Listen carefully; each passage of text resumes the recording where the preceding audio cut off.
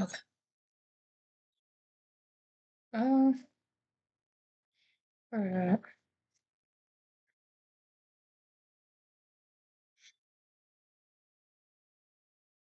Oh my god. Okay.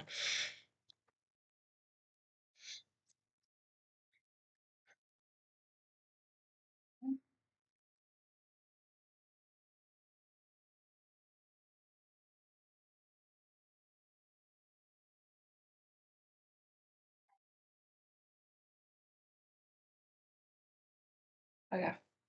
We'll be doing car chases now. This one is older. Sparks fly as LAPD chases GTA suspect driving on shredded tires. Bro. What are you doing? What the hell? Uh. Bailing and the car continues. Two suspects jumping out of the car, and now the continuation of this pursuit on Hoover Street. Let me see if you guys can hear it real quick.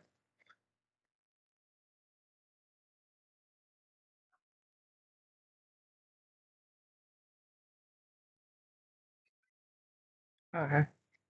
Off of Bonnie Bray, LAPD making the right turn with this vehicle, apparently a stolen vehicle out of LAPD's Southwest Division, traversing his way through the downtown area, and now heading back towards the 10 freeway, southbound Alvarado from Hoover Street, heading back underneath the 10 freeway here past Westlake Avenue. Northbound Alvarado into oncoming lanes of traffic, a dark-colored vehicle, apparently a stolen car, blowing right through these intersections at a high rate of speed.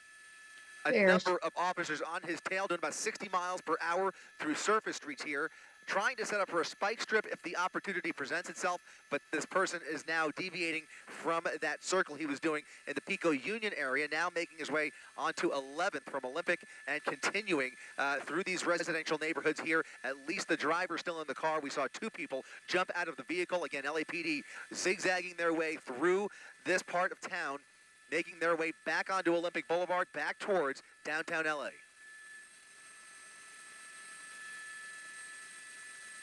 Oh, jeez. Eastbound Olympic. LAPD with their night sun on him, trying to keep up here with at least 3 or 4 units right on his tail, trying to keep up at 60 miles per hour as we make our way closer to downtown LA. We are just to the west of the 110 freeway, making a right turn, southbound, back onto Blaine. Oh, jeez. Another right-hand turn here. LAPD trying to establish a perimeter as they try and flood the zone with as many units as possible here in the Rampart District. Again, this all started in the Southwest Division, just south of downtown LA, was making his way through the business district and into neighborhoods surrounding the 10 and the 110 freeway, now making his way back again southbound towards the 10 freeway, coming up on Pico Boulevard. What's he doing? Right turn on Pico, making his way now southbound off of Pico onto Valencia Street. LAPD doing a great job trying to stay on his tail. Let's go ahead and count those units behind him. We've got that primary unit, a secondary unit, and backup. 2 backup units as they continue this pursuit southbound on Valencia, coming back out onto Venice Boulevard. A right turn now onto Venice Boulevard. That's going to be westbound Venice Boulevard.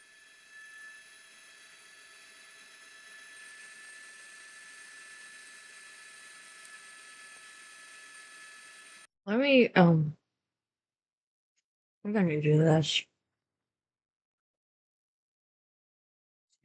Works. Let's see if that looks better.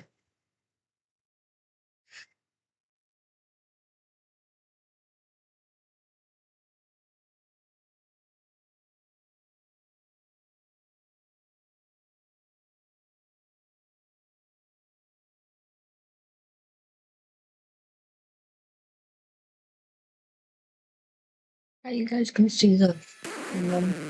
Off of Venice Boulevard, now onto southbound Union Avenue. A lot of erratic turns here, doing his level best to try and lose those officers, but you still see that night sun right overhead. LAPD not fooling around here. They are really, look at that. A unit possibly set up for a spike strip there. and he went the other way, making a left turn onto Burlington Avenue, a left turn onto Burlington. Oh, jeez.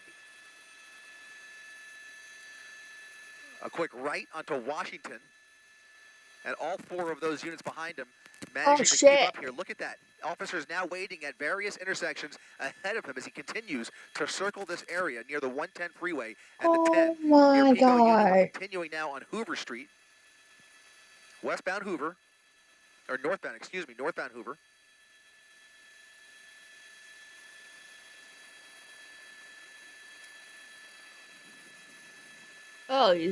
He don't give a fuck. Trying to make out the make and model of that car, but obviously a dark color vehicle, maybe a Civic, a Honda Civic perhaps, with heavily tinted windows. Again, continuing these circles here in the Pico Union area, back onto Pico Boulevard, northbound Alvarado once again on streets that we have now been on several times just in the last couple of minutes. Now again, northbound on Alvarado Street. Oh my God.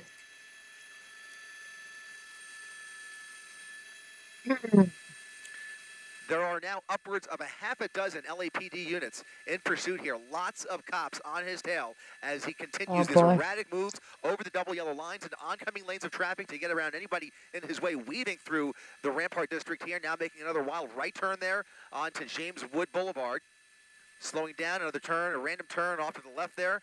And look at all of the units behind him making those turns with him as they try and flood this part of downtown LA. Again, we're west of the 10 freeway, the 110 rather, north of the 10, and now onto 8th Street.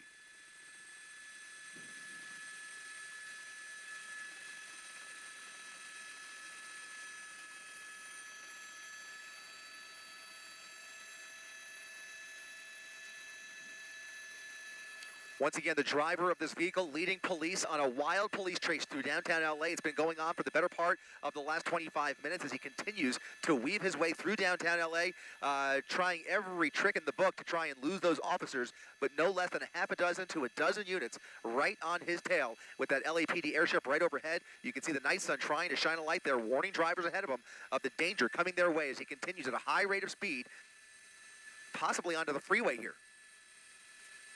Under the 110 freeway, under the 110, he'll come out the other side. That's 8th. Oh my God. And he's going to weave around this traffic here, not getting on the freeway. That'll put him just past Francisco there as he makes his way now into the downtown LA area with all of the skyscrapers that are so often used to hide in downtown for these pursuit suspects. Very tricky for the helicopters to keep up with them here. It's going to fall on those units down on the ground to keep a close distance and a close eye and prevent him from getting away here. Lots of parking garages, lots of hiding spots here. Plenty of apartment buildings. It's just so easy to hide out in downtown LA. Now onto Hope Street at a high rate of speed. Downtown LA relatively empty this time of the night. Still, though, lots of pedestrians walking their dogs and out and about for a Wednesday evening walk. And you can see he's now continuing on Hope Street here. God. All of those units still right behind him. Oh, jeez. Southbound Hope slowing down a little bit.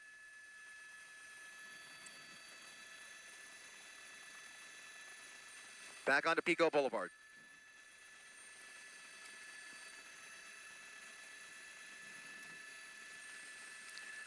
Right around LA Live as he makes his way past Figueroa. Continuing westbound past Figueroa, past the convention center. Westbound Pico at 70 miles per hour coming up on the freeway. He's going to go, I think, once again underneath the 110 freeway. There's the overpass. As he comes out the other side, a little bit of traffic here. He's going to get around that by going into the oncoming lanes of traffic once again. Another wild left-hand turn here. All of those units still right behind him as he makes his way onto Valencia Street. Since we've been over this pursuit, at least 2 suspects have jumped out of the vehicle. We believe that at least one of those suspects is in custody, and presumably LAPD is in the process of gaining more intel on this driver and trying to get some more information on what they are working with here, who they are dealing with.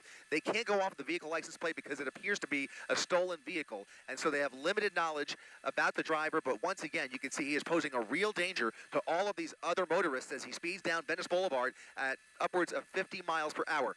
A spike strip a spike strip. It missed. A failed spike at Venice and Bonnie Bray, continuing westbound Venice Boulevard.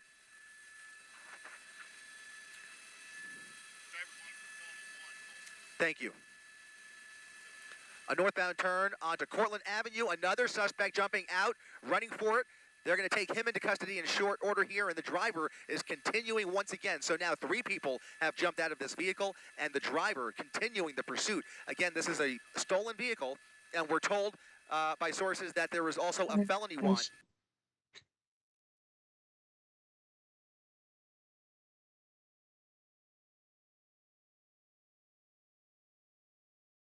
I'm streaming. Yeah, I am. I always stream around 2 o'clock. I always stream around 2 o'clock. Because it's easier. It is open. He can open it with his head. Told you. For the driver of this car. So it's more than just Grand Theft Auto.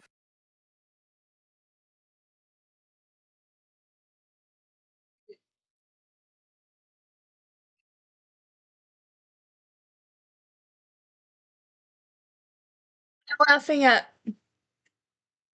What? I'm laughing at what I said. He can open the door with his head. Why not? There are additional charges that this suspect is wanted for, and there's a reason there are so many officers dedicated to this pursuit. We're going to see what those other wants are, but there are additional felony wants for the driver of this vehicle. Huh? Okay. Where the? Sure. Where the fuck is the remote? See my part. Love you. Okay. Sounds good. When are we breaking up? When are we breaking up then?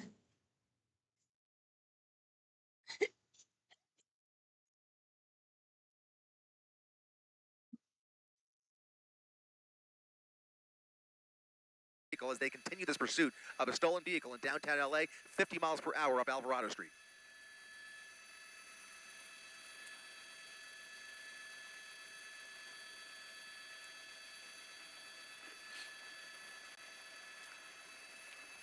Another wide turn there onto Olympic. And, almost losing control, fishtailing at Westlake Avenue off of Olympic Boulevard. Starting to lose control a little bit as he makes these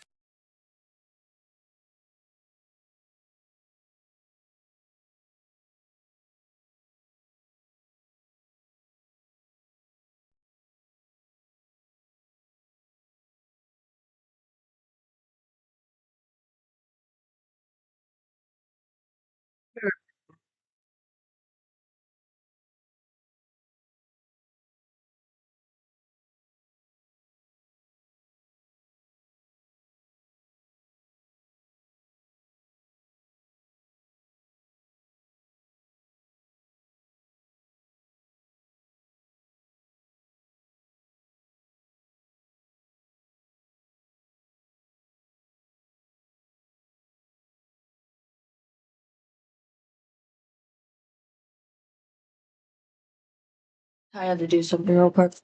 turns way too fast, very little My braking. boyfriend doesn't know how to lock the fucking And here door. he comes again as he makes his way Dumbass. up Westlake Avenue, much narrower streets here, as Apparently all of we're those born police in a barn. continue to close in on him. Again, Okay, about sorry, 10 guys. units, approximately 10 units that are on his behind here, and they are just not letting up whatsoever. They really are dedicated to this pursuit. Look at that. Check out all of those units that are in pursuit here. You got to wonder what else this driver is wanted for. Making a God. left-hand turn there onto 12th Street, and once again heading back towards downtown LA. He probably did something really bad if he's running like that. Westbound 12th at 50 miles per hour, back towards the 110 freeway. LAPD right on his tail there with that airship right overhead, trying to keep that night sun on him. There's the overpass once again. We're covering a lot of the same real estate that we have just in the last few minutes. Another wild left turn there as he continues to push the limits of this Honda Civic. Again, right near the crypto arena here as he makes his way past LA Live, just past Chickern here, paralleling the 110 freeway. Holy shit, dude. And here is Olympic Boulevard. Oh my god. A right turn on Where Olympic. is he? Where is he going? What is he trying to do? And if you're watching us live on ABC7.com and our ABC7 streaming apps, get ready to switch over to ABC7 on your TV set as we get ready for our 11 o'clock broadcast. Eyewitness News at 11 o'clock starting in just a second. I have no icon. I got nothing. Nothing. No icon. You hear it? I don't hear it. I have nothing. I hear nothing.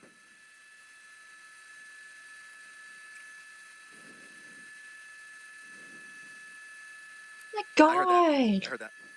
Dude, what the hell are you doing? Oh my god. Top of your screen, Nights on top of your screen right there. That's right, Jory. The suspect who's been on the run for the better part of the last half hour, dumping several of his friends, passengers in the vehicle, jumping out of the vehicle. Some wild turns here through downtown LA as he tries at all cost to lose about a dozen officers who are so far managing to keep up with him at high rates of speed through surface streets. It started on the freeway in LAPD's Southwest Division, and now we are in LA, downtown LA, where this pursuit is continuing with some really wild and erratic moves at times, almost losing control of the vehicle. Jory, we believe this is a stolen vehicle, but there is much more to the story. In fact, sources tell us that there are additional felony warrants for the driver of this car. This person believed to be armed and dangerous. We don't know what those other charges are, but they have tried several times to spike the vehicle. They have set up perimeters, but so far he has really done a good job at evading those officers, but they have done an equally impressive job of keeping up with him. They have not let him go. They are applying a lot of pressure upwards of, as I mentioned, 10 to 12 officers right on his tail there, in addition to that LAPD airship who is keeping that night sun on him as he makes his way down. I think we're on 8th Street once again. We're covering a lot of the same streets over and over again between downtown LA and some of the residential neighborhoods near the Pico Union area. That's allowed them to set up those spike strips. But again, so far, most of those spike attempts appear to have failed as he turns onto Parkview Street here in the downtown LA area.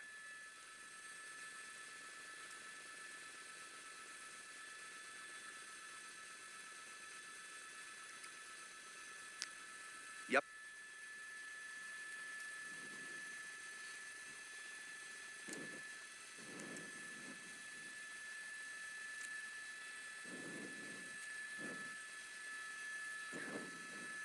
Yeah, you can't help but presume that this is probably an area that he's very familiar with, if not resides in. Too early to tell. Again, 3 suspects jumping out of the vehicle in this neighborhood, and we believe at least 1 or 2 of them have been taken into custody, and hopefully LAPD is in the process of trying to gain more intel. Look at all of these units, not only the units behind him, but at some of these intersections, there are units that have been able to set up for him and even attempt several spike strips, but so far we have not seen any successful spikes just yet. At one point, he did fishtail quite a bit as he makes some of these turns way too fast, back into oncoming lanes of traffic up Alvarado Street, a street we have been on at least 3 or 4 times already, as he continues to do circles just to the east of downtown LA, occasionally making his way under the 110 freeway into the taller buildings in downtown where it's much easier to hide out, but inevitably he continues to kind of go back and forth the red light. between these residential neighborhoods and downtown, now near MacArthur Park, as you mentioned, continuing southbound on Alvarado Street past Westlake Avenue here in the Pico Union area, an area that he appears to be somewhat, or at least I would say pretty much familiar with. Might have caught that, yeah, might have caught that front right wheel.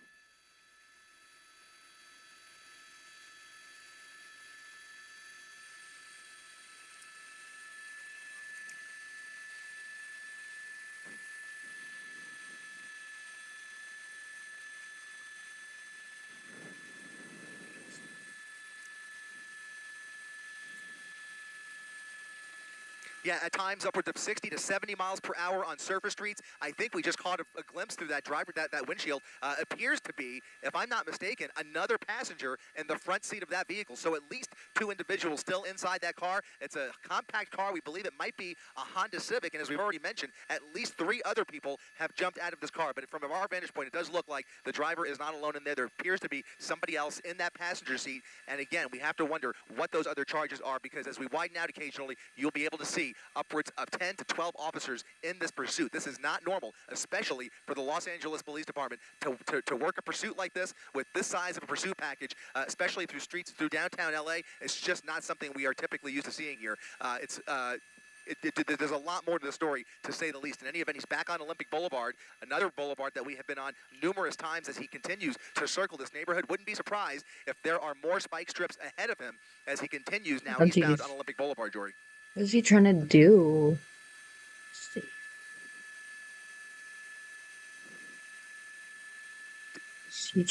Is he like scared or? Wonder if he's like scared or something. Sorry guys, I just wanted to look at something real quick. Another wild turn. He took that one a little fast, and you might see signs of this vehicle behaving a little bit differently now, going the wrong way again, or actually just turning into that left lane there. It's one way. He seems to be avoiding the freeway. He's had many opportunities to get on the freeway, and he seems to be intentionally avoiding it. If anything has changed since that spike strip, I would say maybe why wouldn't he be? Oh, Jesus. Bit slower. Now going the wrong way on 12th Street. That might be a one-way street.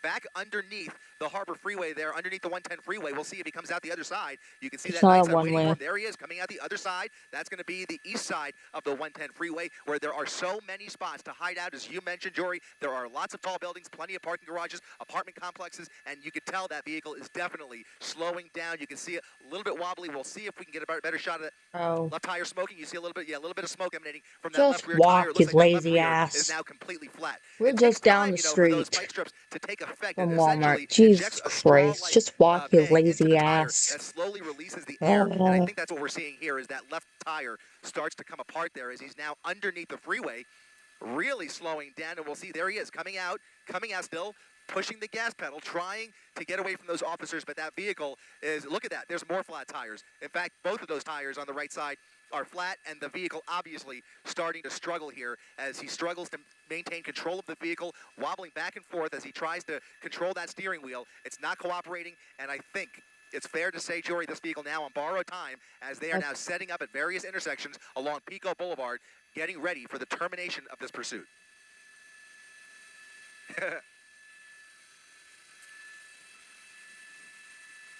Oh, jeez.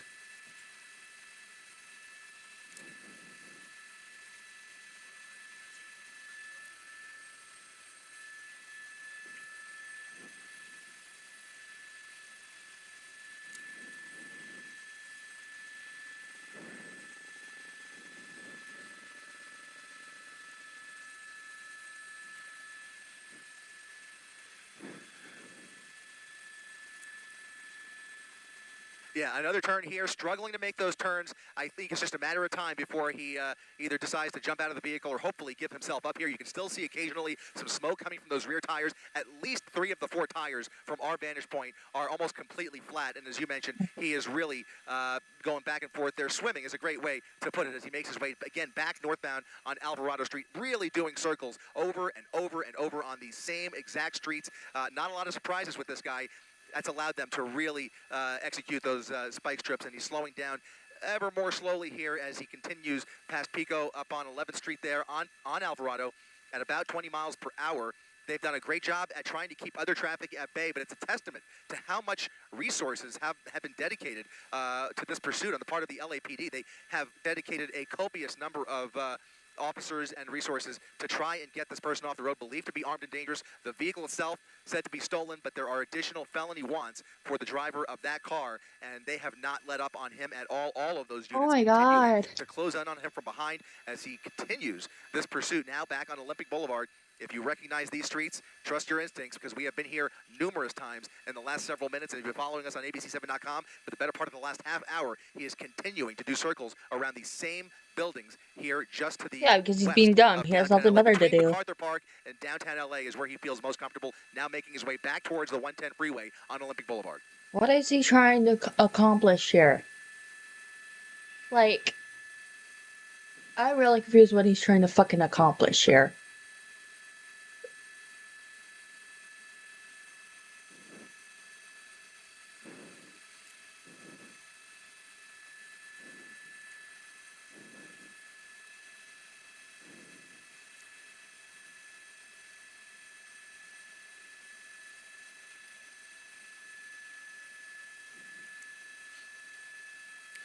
That's right. Jesus.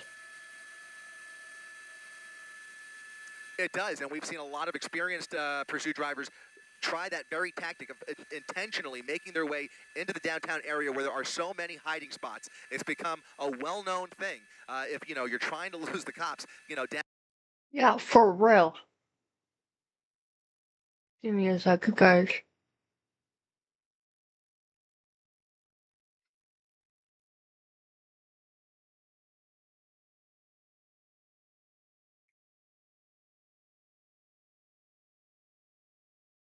Okay, Downtown is the sorry, place to guys. do it. I don't think that's going to happen with this guy because you could just see the number of units on the ground. Even if those helicopters had to peel off, there are just so many ground units dedicated to this pursuit. It's just the chances of him getting away are practically nil. It may end up in a foot pursuit. Right. They might have to set up a What perimeter, is but he they are trying going to to get this guy. accomplish here? This is not something that we are used to seeing. When you see all of these officers at the various intersections and at least a dozen units right behind him. That's Again, what I'd like to as a know. reporter, I What cannot the wait fuck is to he trying hear to accomplish? the details behind what Oh this my person is wanted god, for. what the Some hell, very serious man? charges stacking up against him here as he refuses, even at this late juncture, with all of those flat tires, to pull over and just give himself up. He was said to be armed and dangerous. We don't know what crimes have been committed, but obviously they are stopping at nothing to keep up with him. They are not going to lose him. It's just a matter of he's on borrowed time. He knows it. And so he's just enjoying these final moments of freedom. It's turning into a joyride at this point as he continues to struggle with that steering wheel and crawl through downtown LA again back onto Alvarado.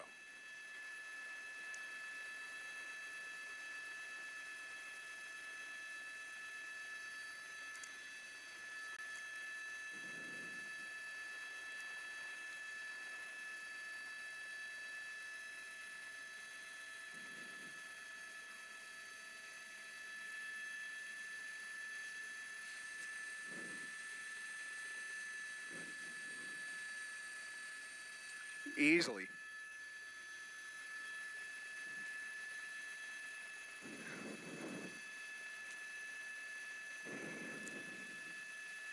That's right. And now you have the issue as word gets out on social media and, of course, across everybody's TV set, you start to see some more people coming out to try and catch a glimpse. Again, this is the type of pursuit where you're not surprised to see that because he's basically established such a pattern that there's plenty of time and something they don't want to see. They don't want to see pedestrians get involved, even if they want to try and catch a glimpse or take a picture. It is so ill-advised because you just don't know how this pursuit is going to end. And there are indeed lots of pedestrians out and about. Some just happen to be walking around, obviously, in this part of town. In other parts, they are coming out just to take a look at what is going on in their neighborhood as he continues at a slow speed here, making his way through the same neighborhood over and over again, back onto Alvarado Street, doing these circles at about 20 miles per hour with all of those lights and sirens behind him, getting everybody's attention. Of course, there's a good purpose for that, but it's also attracting some of the wrong attention too, and they just don't want to see people come out to try and take part in this. This is just not a smart idea. So they're going to try and continue to keep a close distance here, making these turns with him back onto Olympic Boulevard from Alvarado, again doing a very, very tight circle around this group of buildings as he makes another left-hand turn here, this time onto Lake Street, another narrow street here, as he basically is just exhausting whatever rubber is left on those rims. But you're going to see it fly off here in a second, I think.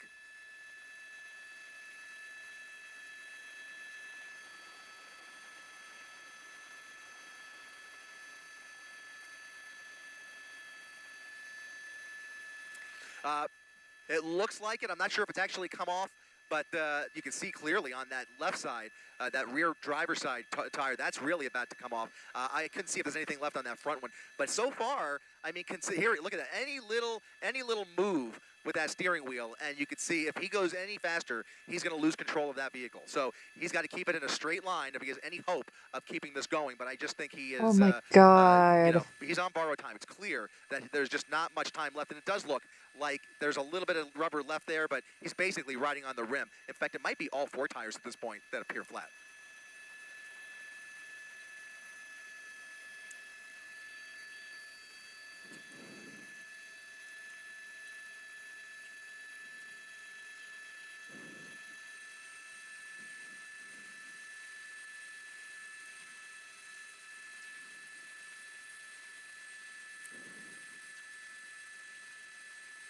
There it goes.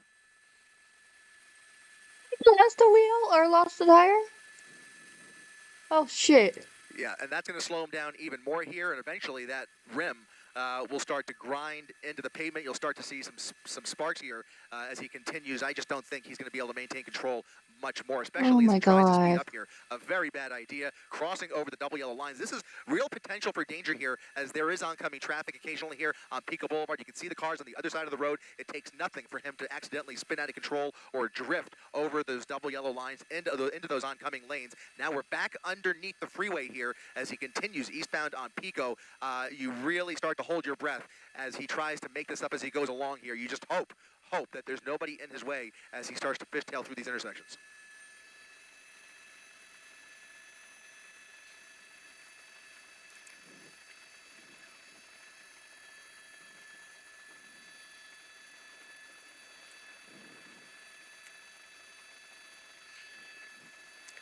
You almost wonder if they are contemplating maybe some more unorthodox tactics here. I mean, they can continue in a traditional way, as the way, look at that, the more sparks flying off the front right tire there, that front rim starting to light up as it grinds into the asphalt there. But you wonder, with the dangers at play here, whether there might be other options for them at their disposal. Again, they've already dedicated dozens of officers to this pursuit, including a dozen or so that are right behind him, continuing to follow him through the streets of downtown LA as he continues with these erratic moves at 20 to 25 miles per hour on rims. He's basically, yeah.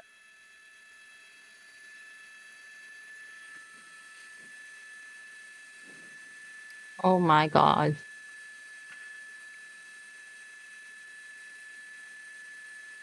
Fucking Christ, dude.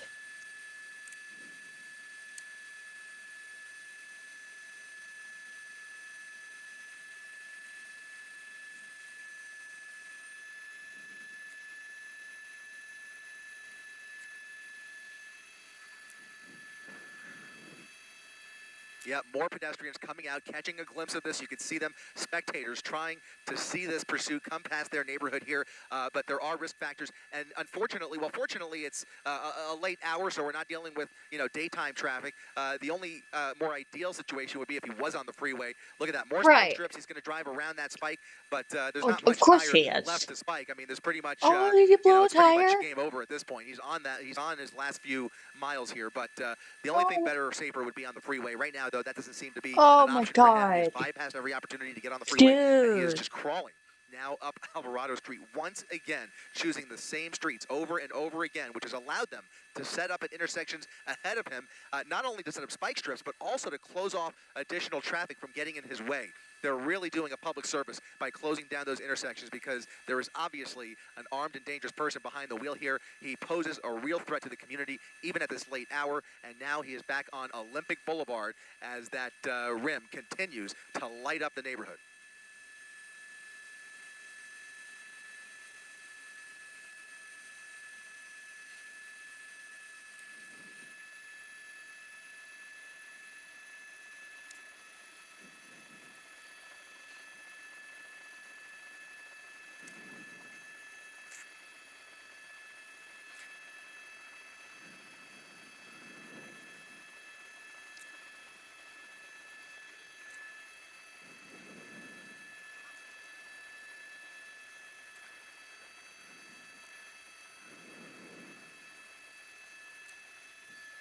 Doing repeated circles along the same exact streets. It's telling that even as the pursuit has slowed down to 20, 25 miles per hour, coming really close to those parked cars, it's telling that they have not given the go-ahead for a pit maneuver. It seems like relatively good conditions for a pit maneuver to put the final nail in the coffin of this pursuit.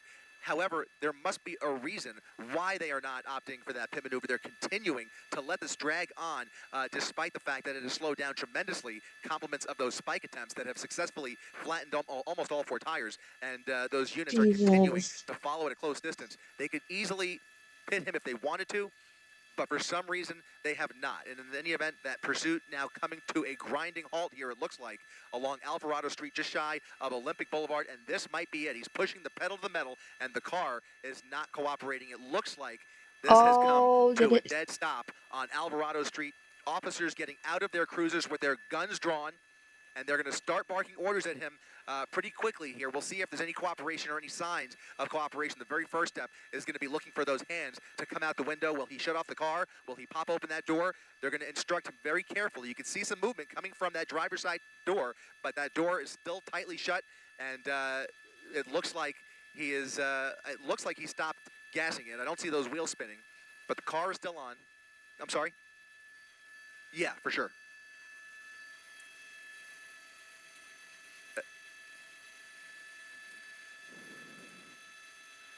Yeah, they're ready to make that felony arrest, but this could happen relatively quickly, or it could turn into a drawn-out standoff if he refuses to come out, and that would mean a whole separate set of strategies taking place on the part of the LAPD. Let's just hope that the suspect just gives himself up here, continuing to see movement. They're going to be looking for those hands. Here comes the driver's side door, popping open. Oh, God. Might be ready to surrender here. You could see him maybe communicating. Hands not in the air. He's out of the vehicle. There's the hands. Hands up in the air. His back facing those officers, stepping away from the vehicle slowly, and now it appears he is giving himself up. They are not going to take any chances with him. They are going to continue to instruct him to do a number of things, and eventually he'll be proned out here in just a second. He's walking away from them for some reason, and now on his knees. Right. That's right. Here he is, proned out. All eyes now on the passenger seat as they continue this felony arrest. They will take him into custody here momentarily, but they want to wait and see what that passenger's doing in the front seat. They can't go past that car until they understand that that suspect is not a threat in the passenger seat.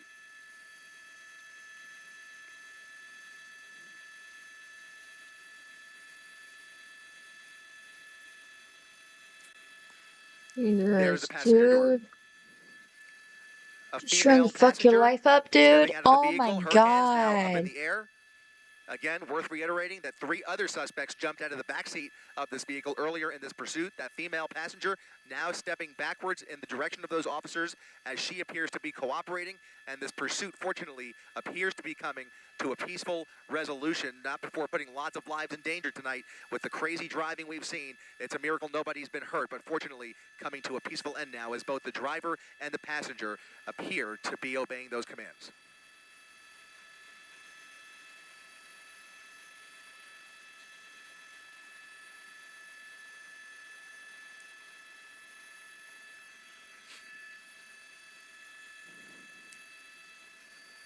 Oh my God.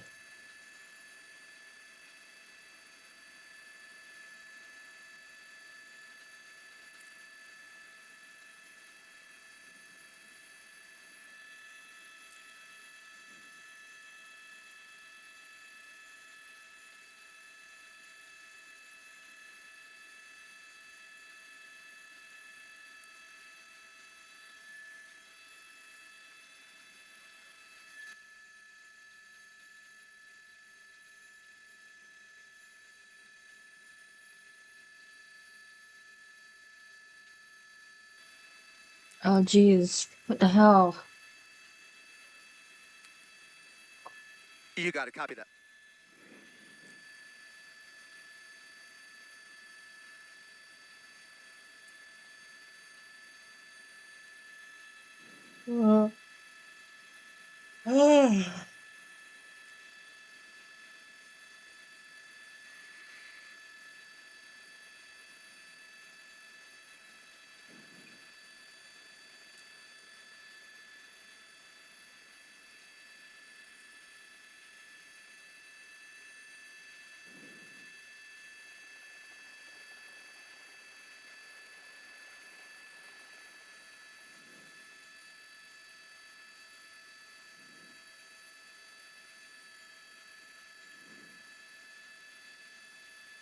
Oh my God.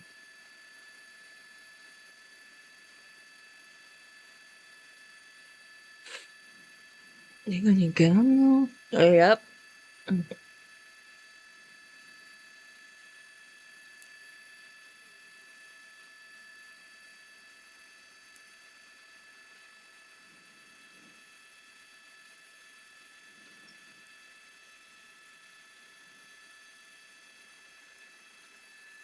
Ooh. Shit. Man. They haven't taken him in yet? What the hell?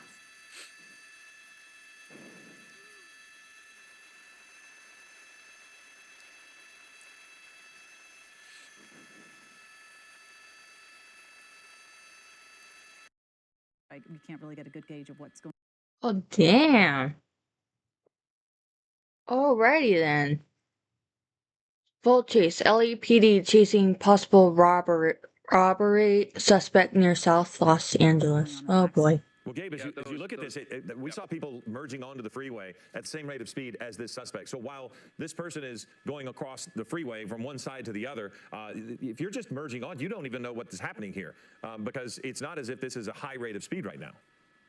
No, we are not going at a high rate of speed, which is a little interesting here because where this pursuit suspect actually is, going northbound on the 110, passing the 91, at least a little further back, there wasn't that much traffic to deal with. But now as we progress northbound, Colleen, as you were saying, you start to kind of work in between that zone where there's stop and go traffic as you approach the 105 and as you continue northbound through downtown. And you can see there a little bit of traffic building. The suspect going all the way over, using all those lanes to that far right lane, using a bit of the shoulder there, and LAPD not taking any chances, staying right behind the suspect. And there's an open gap of no traffic here. You can see that box truck getting out of the way. They hear the lights, they see the sirens, and they're hopefully, going to do their best to try and stay out of the way. And we hope that all drivers do that when you see those sirens, when you hear those sirens and see the lights coming your way.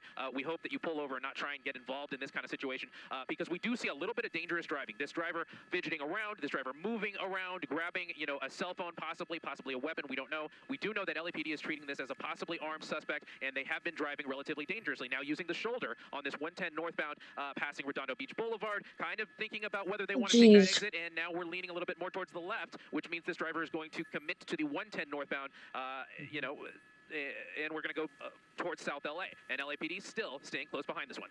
Yeah, you cannot expect to go much further north on the 110 freeway and not hit significant traffic at this time of day. I mean, it's just going to happen, but that's not necessarily something that is what we want to see, because the way this person is driving, lane splitting, going across back and forth into the carpool lane, onto the shoulder, passing people on the shoulder is one of those things that I've always found very troubling in these chases, because it's just something that the person who's in their commute doing their best just to get home is not waiting on. You're not expecting that, and you certainly don't see 7 police cars coming on the heels of this. So it's very dangerous, even though this person at this point is not going unusual speeds to try to elude authorities, but it is a very dangerous pursuit, and it could get much worse as this person gets into traffic if we find out he's armed or if they are armed. Because this is a suspected armed robbery suspect, but we do not know exactly where the armed robbery may have taken place. So again, we do treat this as a suspected armed robbery suspect. And again, this driver is going in and out of lanes and then going into that fast pass area. So Gabe, I see we can hear you too, Gabe. Yeah, Colleen, we got a tip here from our assignment desk, who's also monitoring everything here, that there might be an animal on the driver's lap. So we're trying to zoom in again through those tilted windows. I need to interrupt you for just a moment. We're going to end our live coverage here. We're going to continue on our streaming at abc7.com or on our ABC7 Los Angeles app. But we're going to go to World News Tonight with David Muir next. We'll be back for Eyewitness News at 4 o'clock. Have a great afternoon. We'll see you on the stream. So now we're back on the stream, and you can see exactly what we were talking about there. Gabe, when we were on linear, you were about to say what you had learned from our assignment desk, and you said that right as the suspect put his hand out the sunroof and began to show his flag like he's doing right there, a flag or a banner. There are any number of country flags that could have those colors, so we're not going to speculate as to what the flag is particularly, but you heard something. What did you hear? Yeah, Philip, so we are hearing that our assignment desk may have seen possibly an animal, maybe a dog on the suspect's lap. So as we go under the 105-110 interchange, we're trying to get Air 7 HD, we're navigating the LAX airspace. So that's going to be a little difficult here as we progress northbound.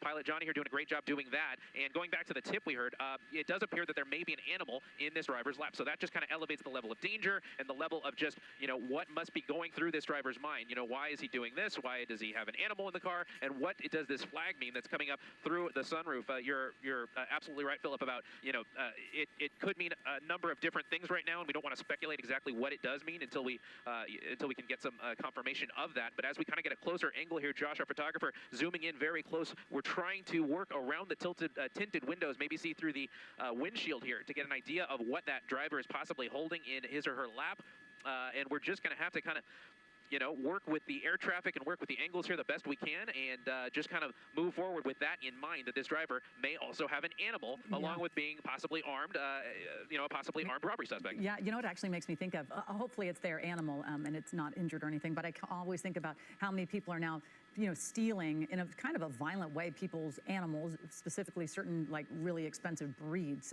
So hopefully this is their animal, and again, we don't exactly know what exactly prompted this pursuit. Alleged armed robbery. We do not know where. We do not know any of the circumstances. I know our assignment desk is probably really trying very hard, but when there's these pursuits taking place, it's very hard to get a hold of authorities because all eyes are on this as well, to kind of figure out how are you going to get it to an end. And we know we have limited information as to how it started, other than it is an armed robbery suspect. We don't even know if this car may have been carjacked. So there is the possibility, however remote, that this is someone else's car, someone else's dog, and this person was in multiple crimes. But as you mentioned, we just don't know at this point, other than it seems to me, Gabe, that LAPD is taking this seriously enough because they haven't handed it off to CHP. It's been on the freeways now for 30 minutes or so. LAPD is maintaining a pretty high rate of contact, in that the officers are right behind. They've not gone into surveillance mode, and to me, that says something as well. What are you thinking, Gabe?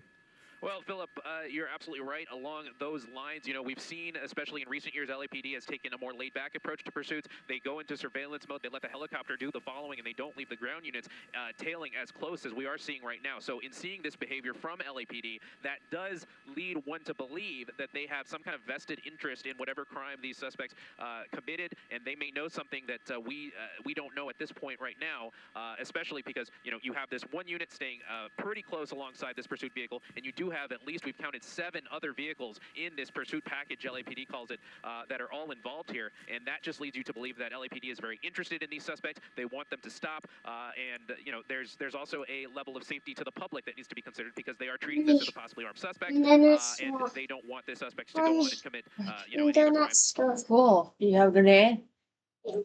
I don't want to. As far as harming anybody with a weapon, we've also seen this aggressive driving. That just gives LAPD more of an incentive to hopefully bring this to an end as quick as they can. I don't care. Yeah, and how fast? Oh, I there's don't know something if in the they're fridge for showing you. this What? speed, but Bailey got you something. Lay down. I just kind of gauge. The roads are not getting better. I just got stuck again coming into So here. What he say? It would be better if you can get yourself to work. The roads are getting better anyway. No, they're not. No, I just got stuck again. I know. That's why I said no, they're not.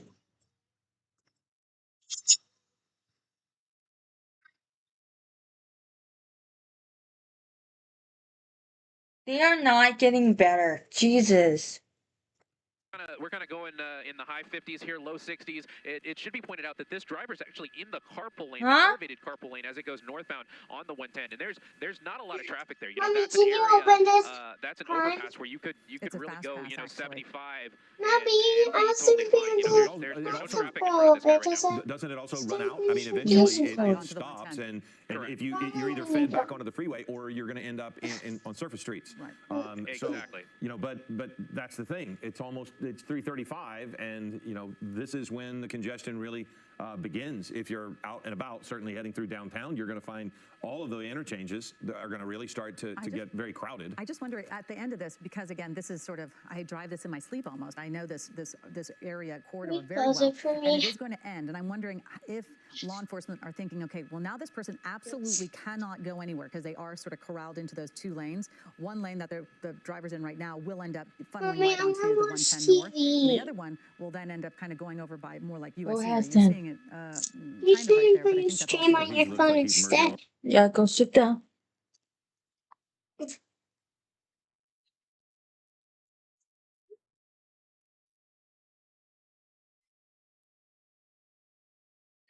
YouTube says.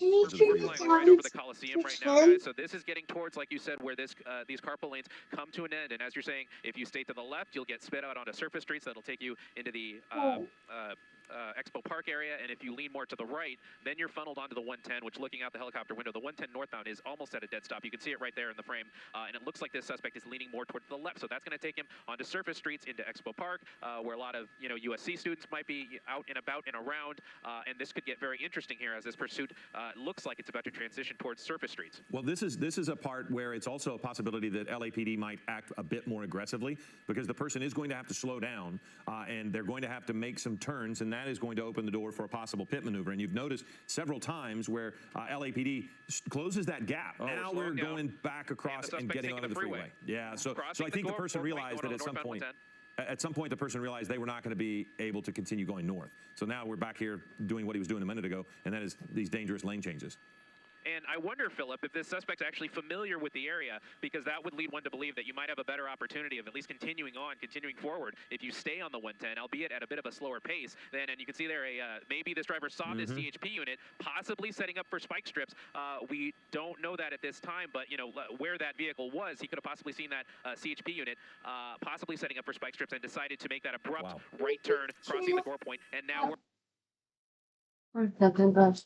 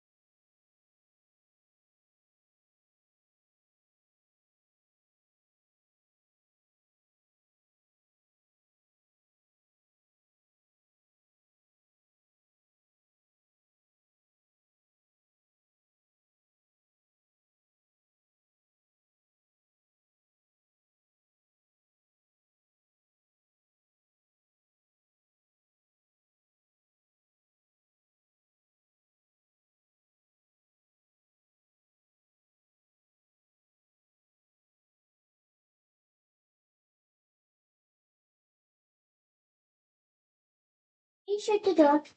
I know. So you read that.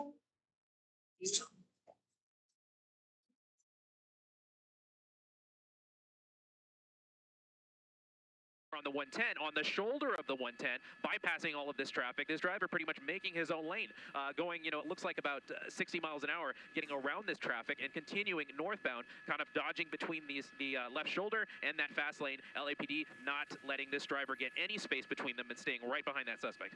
Yeah, it's just, I feel for all of these drivers as well, because, this is very unsettling when you see all of these black and whites right behind you with the lights going, and you're thinking, what the heck is going on? And then you see that car, and you can't help but wonder what's going on with the flag, with the person inside, moving all about inside the car. I can't understand, when is this person going to sort of give up? Because they may have to, because you've said that you're familiar with these roads, but remember, there's nowhere, we've watched this person drive on the shoulder quite aggressively, but there are times where there is no shoulder, through this section. So you're either in the commute or you're stopped. And so this person is clearly trying. And then if you notice, several people pull over onto the shoulder to give the right of way to officers. They can hear them, they can see them, but then that blocks this person. And so now he's the car right there. Oh. Yeah. Yeah, that looks to be a weapon. That was a gun thrown out of the car. You could see LAPD officers stopping by to pick up that evidence, and more officers continuing in pursuit of that. But that is clearly a piece of evidence thrown out of the vehicle that will certainly be used in the investigation as officers figure out what crimes this suspect may have committed. Well, you kind of are glad that he threw. You have to assume there's more than one weapon in there, of course, but it does give some optimism that he discarded the weapon so that won't be used in any future confrontation. But again, now we're back at a little bit more of an open area. Still on the, he's moved on to the 10, or is he on the 110 there still? Yeah, we're still on the 110 northbound, going under the 10. This is an area where the suspect has they have a point to decide if they can either go on the westbound 10 or the eastbound 10. It looks like this driver's taking the ramp onto the westbound 10 from the northbound 110. And as I look behind my shoulder, there's not a lot of traffic on that westbound 10, so this could open a pathway for this driver to pick up some speed and get to a little less populated of an area in terms of the evening commute traffic. Yeah, you know, I don't see a dog there, or do you? We're looking inside the cat. You can for one. Yeah, this is the best angle, Colleen, that we've had really at the driver itself, and we want to be clear. It was a tip of a possibility of an animal in the car. Not that we weren't able to confirm that. And looking at this angle, it does appear, gratefully so, that this driver might not have an animal in the car, which hopefully, as far as distractions are concerned, that's one less distraction that this driver has. Although with the sunroof open, with the flag outside, throwing weapons out of the vehicle, it's just hard to say what's going through this suspect's mind at this time. Well, that was a massive development when the weapon came out of the vehicle, because we had, as Colleen had mentioned before, a lot of this was alleged armed robbery suspect. We had known why authorities were potentially chasing them, but we didn't know if there was actually an armed suspect in the vehicle. But having watched the person throw a weapon out of the vehicle, that went a little bit beyond alleged. So we saw that was a significant development, and it kind of explains why officers are so connected to this chase and not just standing back and letting this person drive in a surveillance mode, because this was an armed suspect, and it is likely they knew this, which is one of the reasons probably that they just have not given up control of this chase. This again, because it's on the freeways, so many times when you see the freeways, it's a CHP chase. The only time we've seen a CHP officer was on the 110 at the end of the carpool lane, when they had kind of stopped and were blocking a lane, and that's when the suspect took off and got back onto the freeway. It's always interesting to see the helicopter so low right above it, because again, you can't help but take your, there's so many people that are right now in this whole area seeing that low-flying helicopter, knowing something is going on. And because that suspect is not driving in crazy fast fashion, you kind of, it's just an unusual, it's like sort of a slow-moving pursuit, even though I know that they're going with the flow of traffic, but many times we see these pursuit suspects going in the triple digits. So. Well, this suspect, beyond the speed, it's the switching of the lanes, going over 4 or 5 lanes in one move, on the shoulder, splitting lanes, yes. Going back and forth. So even though he's not been going very fast, he's been dangerous. I'm wondering where he's going to end up. I mean, are they going to continue on in this area? Where on earth are they going to? And you don't know, by the way, when we're talking about, we don't exactly know where this alleged armed robbery may have taken place. But we don't know if there's a victim out there who was injured during this. But we know something triggered this call. Yeah, I mean, we know it originated near Vernon. Yeah, just to give you guys some additional information here, LAPD is telling us now that this may have been a Grand Theft Auto situation, where this may be a stolen vehicle. So that may be why LAPD may be staying so close alongside this vehicle, because if it wasn't a stolen vehicle, then they would be able to use the license plate to be able to track down a suspect and so on and so forth. But if this is someone who may have used a weapon to commandeer this vehicle, then that gives LAPD a little bit more of a reason to stay close with the suspect and understand that this is possibly a violent person, although it's definitely a good sign that at least one weapon we've seen and we've been able to confirm was thrown out of the vehicle as we continue westbound on this 10 freeway. And looking ahead out the helicopter window, it is, Thursday, almost 4 o'clock now, and there's not a lot of traffic in the westbound direction, almost all the way through passing the 405 into Santa Monica. So this driver, really picked kind of the best freeway in the Southland, that this guy could just cruise along at about 65, 70 miles an hour,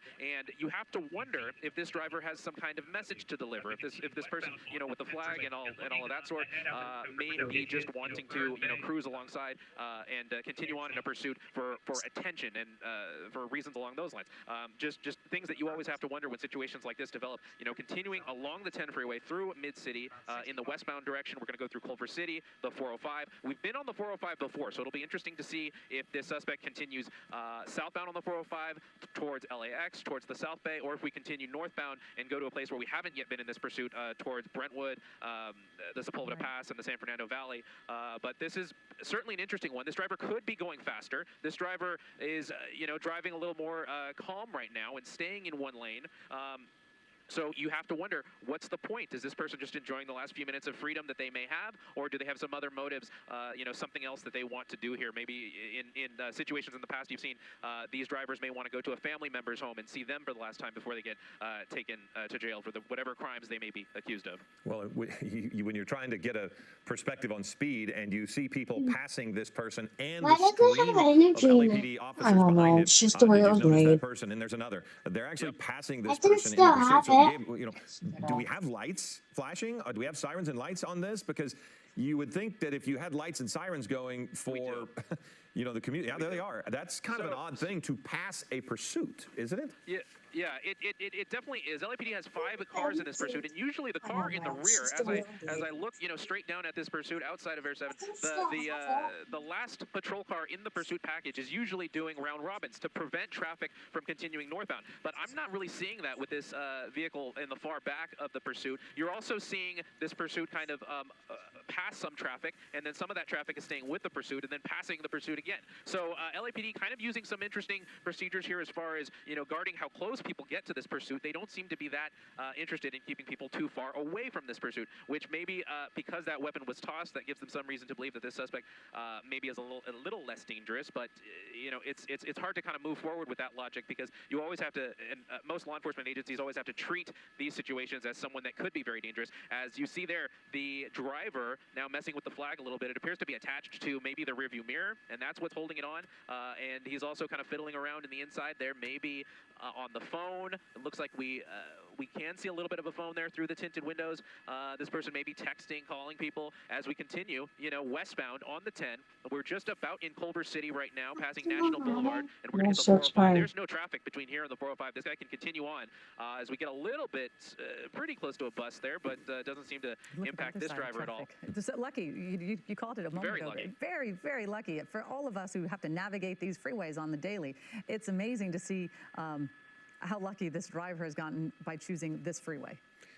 Well, he's also heading back, all the freeways in the Southland. and he's heading back in the direction of familiarity, because he was on the 405 at one point. So we've seen chases continue into areas that they're familiar with, either neighborhood or freeways, and this person has been on the 405, on the 110, now on the 10, on the 105. So basically, this is now heading back in the general direction of where this was at one point. There was 110 in Slauson, on Manchester, so they were all over the 110. But now this is really seemingly slowing down. And again, this is a Grand Theft Auto, but we also saw a weapon tossed from the window, so it could have been a carjacking as well. There's so much that we don't know, other than the fact that this person is not pulling over and LAPD is not giving up on this chase. Yeah, Philip. Sorry, we're monitoring a couple of different things on the radio here. But, we're continuing in the westbound direction here, very close, maybe a mile out from the 405. This driver's going to reach a decision-making point, kind of flirting with that right lane there. If the driver gets in that right lane, that will mean that this guy will continue in the southbound direction on the 405. Looks like he's slowing down. We're really slowing the pace down of this pursuit. Now LAPD is starting to keep traffic back, although we may see some cars, just because they're approaching so fast, they may be able to pass this guy on the left side. And it looks like this guy's going to continue on the 10 westbound. So we're passing at least the ramp that allows you to go onto the southbound 405, which, looking at the traffic on that southbound 405, that's a good move if you were this pursuit driver. And this guy's also seeing the traffic on the ramp to the northbound 405, and it looks like he's going to stay in these westbound 10 lanes. Gabe, since we are going to do a measure of housekeeping here, we're going to hand it off to you and let you take care of this chase during the remainder of our streaming coverage of this. Eyewitness News at 4 o'clock is about to get underway, and we have to do a couple of things here in studio to get that ready. So the chase continues, and Gabe Santos is going to keep you updated here on the stream, but then don't forget to join us for Eyewitness News at 4 o'clock here in a moment. All right, thank you, Philip and Colleen, and thank you for joining us. If you're with us on ABC7.com and our ABC7 streaming apps and platforms, we've been following this pursuit of a robbery suspect, a possibly armed robbery suspect. Well, we know they were armed at some point, because at about 10 minutes ago in this pursuit, we saw the suspect toss a gun out the window. We don't know if there's any other weapons in the vehicle. LAPD has to treat this suspect as if there is still a danger there. You never know if there could be any more weapons in the vehicle. This pursuit, we got word of it at about 2:45 p.m. in the South LA area. It was going kind of up and down Flower and the 110 freeway, passing Slauson, monitoring a couple items of radio traffic here. And the suspect then went southbound on the 110, westbound on the 105, southbound on the 405, back northbound on the 110, and now we've been on the 10 westbound for quite some time here, not going very fast, kind of keeping speeds under 50 miles an hour, and now we're coming up on an exit here. This is the Sawtell exit in the Santa Monica area, and this driver is at the point of no return here, getting off the 10 freeway. I'm a little surprised at this because the 10 freeway is completely clear all the way to the coast. This guy could have been able to drive for miles without having any issues as far as traffic goes, but now this pursuit may get a little bit more dangerous because we're on Sawtell. Bundy. We're on Bundy. That was the Sawtell off-ramp, and you have vehicles going at a bit slower pace, and it looks like we're going to cross back onto the on-ramp to the eastbound 10 freeway. Oh, Jesus. So, a little bit of an interesting development there. It was kind of a toss-up over whether this driver would stay on surface streets, but judging from what we've seen earlier in this pursuit has been mainly on the highway. So, looking at that, it's kind of no surprise that he got back onto the highway. Now we're getting on the eastbound 10. There's a lot of traffic on this eastbound 10, almost all the way towards downtown. This driver will have to make a couple Alright, guys. of decisions here. He'll have the option, as you see there, to go on the 405 north or the 405 One south. to mention, Both of which my are bad. highly congested right now. This driver has no option but to deal with the congestion in either direction, whether he's going east, south, north, and it looks like he's going to stay on that 10 freeway, at least bypassing the option to go on the 405 north, continuing on the 10 east, and LAPD not letting this one go at all. They haven't given this up to CHP, which again is a little bit interesting because of the amount of time that this driver has been on highways. In a lot of cases such as this, you would see LAPD give this up to CHP and then let CHP deal with it for the duration that the pursuit is on highway. But you have to consider what LAPD may want this suspect for as we cross over from that far right lane. And, a little bit of aggressive driving there as we go into the far left-hand shoulder. And we've seen this behavior before. This driver's going to use the far left shoulder along the center median, turn that into a lane, and just continue around a lot of this traffic. It's kind of a blessing in disguise, I would say, because I would be worried to see if this driver gets blocked in, what kind of behavior that would lead to.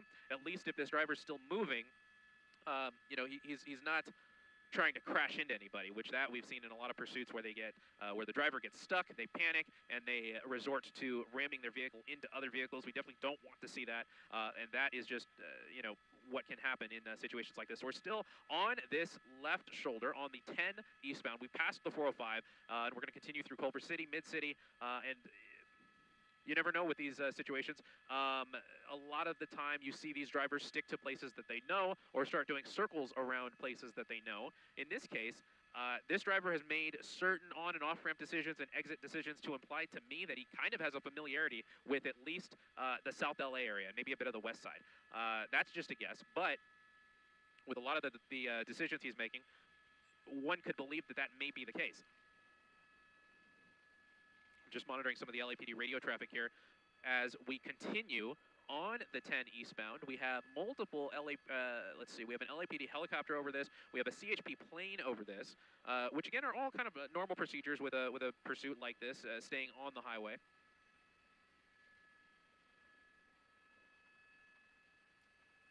Copy, 2 minutes.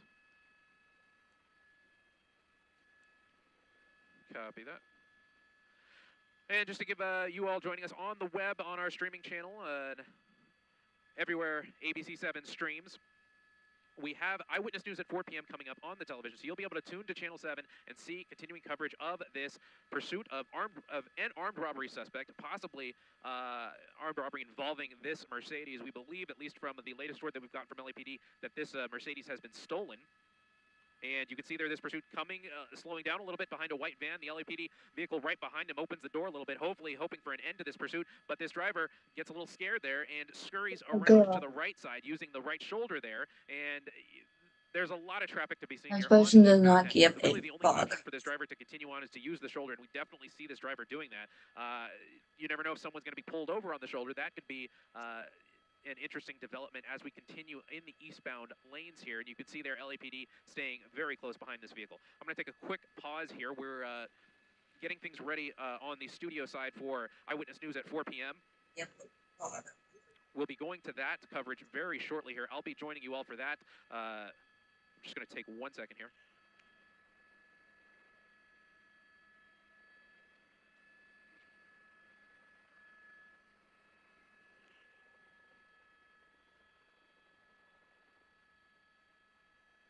All right, we're 30 seconds away from Eyewitness News at 4 p.m. I'll be joined by the anchors of that show. I believe it's going to be Ellen Leyva and David Ono.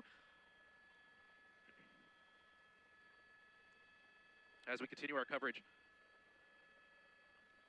of a robbery suspect, possibly armed in a stolen Mercedes, continuing eastbound on the 10. We're going to go on TV here momentarily. Stand by with us.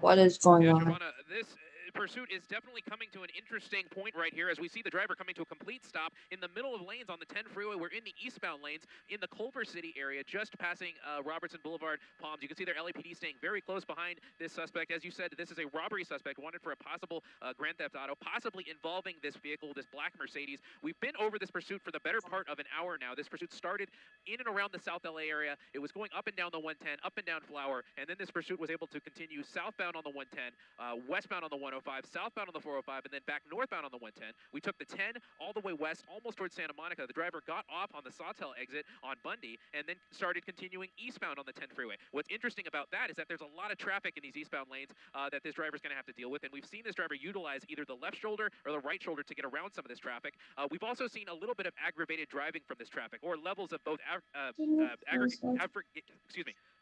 aggravated driving and some calm driving. Like right now, we're seeing this driver kind of slow down and go even slower than the pace of some of this very slow traffic. And then we're seeing points where when LAPD gets close, this driver will use some of those shoulders and really kind of drive at high speeds around some of this traffic. It looks like it looks like something was thrown out right there, and we've seen that from this suspect before. Earlier, when this driver was on the 110 north, we saw the suspect throw a gun out of the window, which checks out with what we believe this suspect to be wanted for, which is possibly an armed robbery. I wasn't able to get a good eye on what that suspect threw out right there. The other interesting thing you have is, obviously, there's a flag hanging out of the sunroof of this stolen Mercedes-Benz. Those colors could equate to a number of different countries, maybe a cause, so we're not going to speculate exactly what that could be from at this point, but definitely makes you wonder exactly what this pursuit driver, what this suspect may want, whether he wants to bring attention to a cause or whether he's just trying to get away at this point. Wow, and we're seeing very agitated in the car right now. Yeah, he's moving around a lot. He seems like he's shuffling through some, I mean, it's hard to see through the windshield, but he's doing something right now. He's driving slowly, perhaps because he's trying to take care of something in the vehicle that he wants to do. Who knows? Maybe it's hide evidence. I don't know. We don't know. We've been watching him for he's definitely quite some time now, Giovanna, and this is the most agitated this driver has taken on. We know that the sunroof had been open most of the time. The sunroof was just recently closed. We know that the flag, he definitely wants to make sure he's displaying the colors of that flag. We know that. Sure. We know that this may that this has originated from an armed robbery suspect. Now, Gabe, did we find out, is this a stolen car? We believe that to be the case from the latest word we have from LAPD right now, is that this vehicle is stolen and this suspect is wanted for possibly the Grand Theft Auto of this vehicle. So that's the information that we're running with right now as far as what LAPD is telling us. Check. All right, Gabe, yeah, we can hear you. And because this is a Grand Theft Auto vehicle, potentially, that's what authorities are telling us. It's possible this flag was on the vehicle when he took the car, well, or I don't know. It's probably not, because they're so adamant on waving the flag when they're driving. And like I said, the sunroof has been open. The person has been very targeted with their actions by holding that flag a lot and trying to unfurl it when it kind of gets wound up like this. So it leads one to believe that it's intentional. Is this a political statement then? Or something. It's intentional to have this flag out. What the statement is they're trying to make, I'm not quite sure. All right, and now it's definitely intentional there, guys. You have to wonder what exactly the reasoning is to have that flag out of the sunroof. Earlier we saw the sunroof open, and now we see it closed. So not sure what that means exactly as far as what the driver is going through. I wanted to point out, we saw this driver using the shoulders, using the left shoulder, and using the right shoulder. But on the right shoulder, we saw a vehicle actually parked in those lanes. So this driver had to get back into traffic, and now he's back into normal lanes, continuing, really slower than what. Now he's going a little bit faster than some of the traffic. But I wonder if that's just because some of these drivers drivers hear the lights and see the sirens, and that's why they're kind of going a little bit slower. And what's happening now is all these other drivers are using the shoulder, and they're kind of, making a pathway for this pursuit to get through as people hear it coming towards them, which is really, that's kind of the best thing you can do, is just to get out of the way, stay out of the way, and let this pursuit go past you. But it's very interesting to see, we're well into rush hour now, and this pursuit continuing eastbound on the 10 freeway around the Fairfax Avenue exit. And traffic stopping there, as you can see on the freeway here, and you see 3 patrol units behind him. And I don't know if you noticed, but that officer right behind the suspect's vehicle opened his car door, his driver's side door. Perhaps he thought that was the opportunity to get out, but the suspect then merged over to the right and is now driving between lanes, which we've seen him do before. Earlier in this pursuit, we've seen him change, from 2 to 3, 4 lanes at a time, and then drive in between lanes as well. But he is driving much slower than he was earlier, although to Colleen's point she made earlier, this hasn't really been a high-speed pursuit. He has been following generally going he has 60, 65 on the freeway. Right. We see so many high-speed pursuits. And the one other thing too, this driver seems to flirt with taking an exit, but then never really commits to it and then veers right back onto the freeway. So clearly this driver feels more comfortable driving on the freeway. Not sure if because the driver may not know the certain areas, but again, Giovanni, you and I both, we take these freeways a lot. When you see the police cars coming, you don't necessarily know that they're on a pursuit. You just know you have to get out of the way, especially when you see several police cars and you see their lights and sirens going, and you see the helicopters overhead. So again, and you know what, we've been on this pursuit for quite some time. Bruce Thomas, our law enforcement expert, he's joining us now over the phone. Bruce, it's always great for you to join us in these pursuits because we call on your expertise, because this one, as every pursuit, they're all different. They have a lot of similarities. Obviously, they're in a car and they're driving, but this driver has not taken the advantage of having these open freeways and really open up that engine of the car. We know it's a fast car. They haven't really been, I don't think I've seen this driver go over 65, 70 miles an hour yet on this pursuit. What are you thinking when you're watching this pursuit?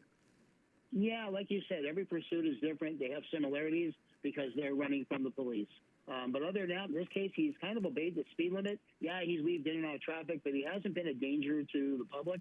So I know it started as a following, and now it's in a full pursuit mode. And that's something that the watch commander is taking into account, is the driver's actions. Yeah. And Bruce, a question, because sometimes authorities will pull off of a pursuit. Sometimes when they know who the driver is, they have the license plate information. In this case, they're staying close behind. Is it because it is a Grand Theft Auto suspect? Well, also because there is a robbery of some sort that went down, and the suspect is possibly armed and dangerous. What people don't take into account is the GTA, or Grand Theft Auto, which is taking the vehicle. However, in order to get that felony filing, you have to alter the vehicle or hide it from the true owner. So basically taking it like it is now, it's basically like a joyride. Yeah, absolutely. And, we were talking about the weapons. Earlier, we saw the suspect throw a weapon out on the 110. And we know that the suspect also has thrown something else out. We didn't get a good eye on what that suspect threw out on the freeway. But again, police are not giving up on this. This is not going into the CHP area. I know we're approaching La Brea right now on the 110, on the 10. So this is a highly traveled area. But why do you think the CHP, since this has stayed on the freeway the whole time, why isn't the CHP taking over this pursuit? LAPD may not be relinquishing control at this point. In other words, basically through, through mutual aid, they have not requested CHP as the speeds are not higher and the suspect is not on the freeway doing crazy things.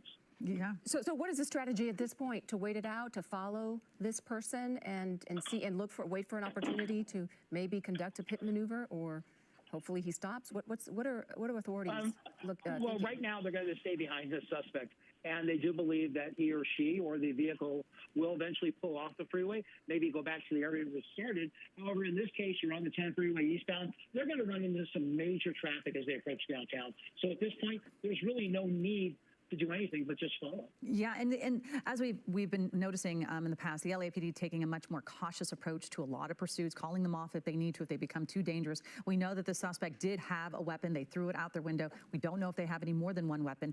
But as of right now, the way that this pursuit is going, it seems like they are just going to stay on it. They're not going to call this one off. Yeah, the studies have shown the last couple of years, the uninvolved third-party traffic collisions due to pursuits has gone up. And so that's part of the risk management of a pursuit, is weighing the safety of not only the officers and the public, the suspect too, but we take all that into account. Yeah, well, for good reason, obviously. Again, the suspect's going to be getting into the slow lane. Never know if they're going to take an exit because they haven't taken an exit. Yes, they haven't done surface streets. So we don't actually know exactly the location where this car may have been stolen. Yeah, we don't know that, but we do know that this started about 3 o'clock. And as Gabe Santos was telling us, this suspect led police on a chase throughout South Los Angeles and onto several freeways. He was on the 105, the 405, the 110, now on the 10 freeway. And then there's that puzzling piece to all of this, that flag. What do you make of this, Bruce? Any idea? And now we see him exiting. We believe that this is Crenshaw.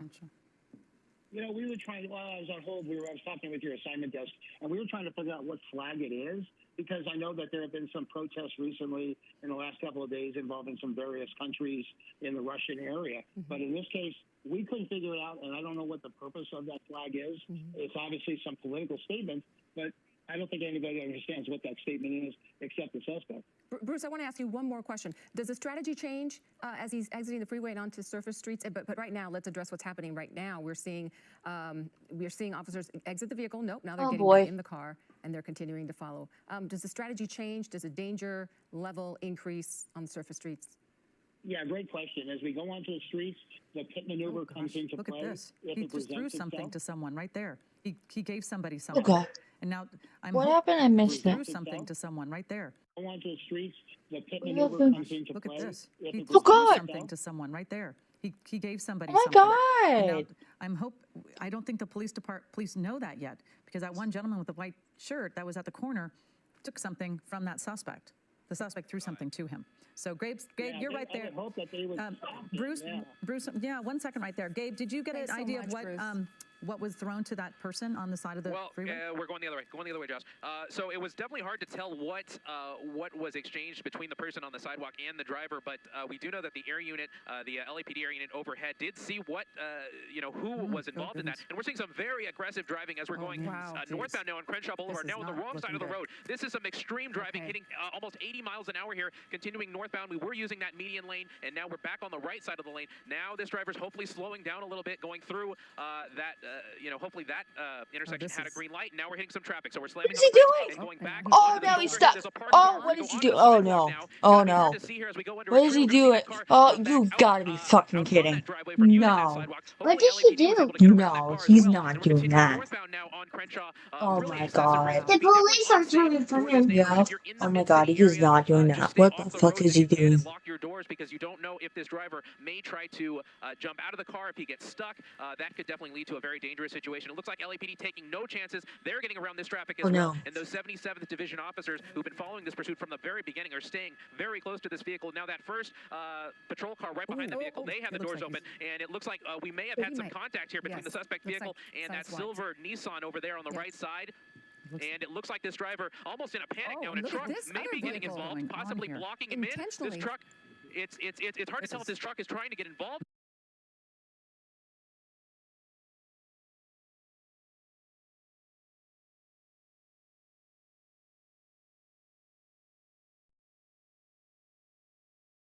No, it looks like it's absolutely intentionally trying to get involved. Oh my God! Pinned in there. You can see LAPD seeing the situation, and the suspect has hands out of the window. This is definitely a good sign. Who knows if this truck is possibly law enforcement or just a concerned citizen? LAPD has guns drawn, and the suspect has their hands out of the window. And hopefully, after we saw this pursuit go through a very dangerous phase on surface streets from Crenshaw Boulevard north of the 10, hopefully we're seeing this thing come to an I'm end. pretty sure it's just a concerned citizen. The truck. I really doubt it's law enforcement. The truck stays there, but I'm also kind of concerned for that person inside the cab, because if you they're asking him to leave. Just get out of the car. Exit the vehicle. They're telling him to get out. They're telling him to get out. And these LAPD officers have to also be concerned of the drivers that were going southbound on Crenshaw. They're yelling at them to get out of the way too, to leave their cars parked and get out of the way, because there's the issue of crossfire. If officers have to use their weapons for any reason, they want to make sure that there's nobody in harm's way. And you can see that suspect not using the door for some reason and climbing out of the window, hands on the pavement, and he's going to continue trying to climb out of the window. That would be a very unusual way 4 officers to tell a suspect to get out of the vehicle, but Maybe they don't you know how never to, know. maybe they actually don't know how to get out of the cars. Every now and then you get into a car and you can't figure out where the handle is to get out of the car, and you're kind of freaking out now that you have to get out of the car so quickly because it looks like his pants are stuck there, and there is nothing easy about this exit of the vehicle. That's for sure. I'll read it later. In LAPD, they may be using this other vehicle on the top right of the frame to try and get a little bit Oh closer my to the suspect god, and use the vehicle as a dude. source of cover. They're going The to use the door to get a hell, little bit man. closer and hopefully either grab the suspect and bring him into custody that way, or at least get close enough to be able to see if this suspect is actually stuck or if he's dealing with something else. Right, and he may be under the influence. That is always a possibility. And we did see him throw one gun out of the vehicle. They do not know if he has any other weapons in that vehicle. So they have to take every precaution possible. But it is odd that the suspect is climbing out the window. We do wonder why he didn't just open the door, but clearly thought it was going to be a much easier exit as well. Did not realize they'd be stuck right there on the windowsill of the. I mean, I can't. I feel for the suspect trying to get out of this car right now.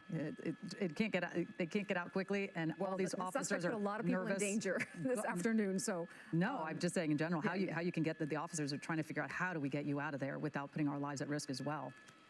It's a precarious and almost, a borderline dangerous position because we are in a very populated area. We're in the middle of the Mid-City neighborhood, in the middle of Crenshaw Boulevard. There's apartments and homes on both sides of the roadway. It's hard to tell if those, what the suspect may have dropped there in front of him. What the hell is he doing? So definitely an almost embarrassing situation for this suspect Oh to be in. my LAPD God. working on what their plan is going to be. I thought for a moment they were going to use that car on the right side as a shield to try and get close to the suspect and help him that way, but it looks like they're going to continue issuing commands to the suspect and hopefully getting him to exit the vehicle in a proper manner, or at least find a way to his pants are down. help him crawl out of the vehicle some other way. it Looks does like appear that the his Peter pants are through the stuck, sunroof. but here he is coming through. He's making.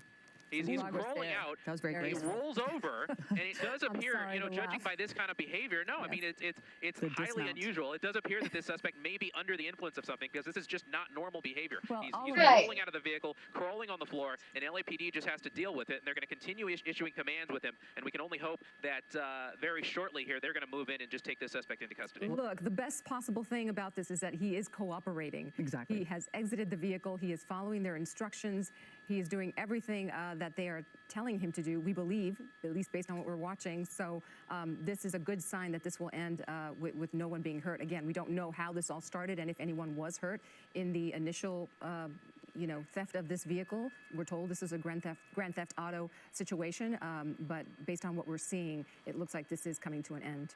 Yeah, we know that they gave, they're obviously giving them lots of commands for them to kind of pull up their shirt and make sure that they don't have any more weapons. But we did see, Gabe, I think at least on 3 accounts that suspect taking something out of the vehicle, either throwing it on the freeway, throwing it on the side of the freeway, or giving it to a bystander who they approached off the freeway. Yeah, we definitely saw those 3 occurrences. One on the 110 North, where the suspect actually threw a gun out of the freeway, and out of the vehicle onto the freeway, and we were actually able to zoom in and confirm that it was a weapon. And we did see something else thrown out of the vehicle a little bit later on, and then of course that exchange with a bystander near the Crenshaw Boulevard off-ramp from the 10. Surely LAPD will be meeting with that individual to see what that was all about, and now that leads to this the conclusion of this pursuit on Crenshaw Boulevard in Mid-City, where LAPD continues to have to treat this suspect as armed and dangerous, and now they have to also understand that he's possibly under the influence, so that may lead to erratic behavior. So that may be why LAPD is being fairly cautious with this, taking things very methodically and slowly, issuing commands, and then when they have the appropriate teams in place to move in and arrest this suspect, then they will do so, but they're going to definitely take their time to make sure that they can do that safely. Yeah. And at the minimum, this is a terrible inconvenience for all of the people on the roads who have been affected by this pursuit, and then now the end of the pursuit here on Crenshaw Boulevard. It's 4:20. This is, high traffic, high commuter time, people trying to get home with their kids or leave work or do whatever they need to do. But Crenshaw's a busy road, and so Here those officers come. They're going to clear the vehicle. They're going to make sure that no one else or nothing else of a dangerous capacity is in and around the vehicle. They're going to open the trunk, and now they're moving in from their vehicles towards the suspect, and they're going to grab one arm, they're going to grab the other arm, slap the cuffs on, and bring this to a conclusion. We're just glad from how erratically this pursuit got at the very end. We're just glad nobody else was hurt except for maybe this suspect being a little embarrassed there exiting the vehicle. Yeah, no doubt about it. Well, again, we're happy to see this come to an end, especially by the way the suspect certainly changed their driving attitude. And he's really agitated right now, still yelling at the officers. We don't know what he's saying, but again, it really changed, going very, within the speed limits on the freeway, and then just. We were all concerned it was really going to escalate further and someone would be hurt. Scary. We do believe that there was contact with another vehicle. Gabe Santos and Air 7 HD, thank you so much for your coverage of this. And Bruce Thomas, as always, thank you for the suspect. We don't have a good description either. Okay. Motorcyclist leads dangerous police chase through San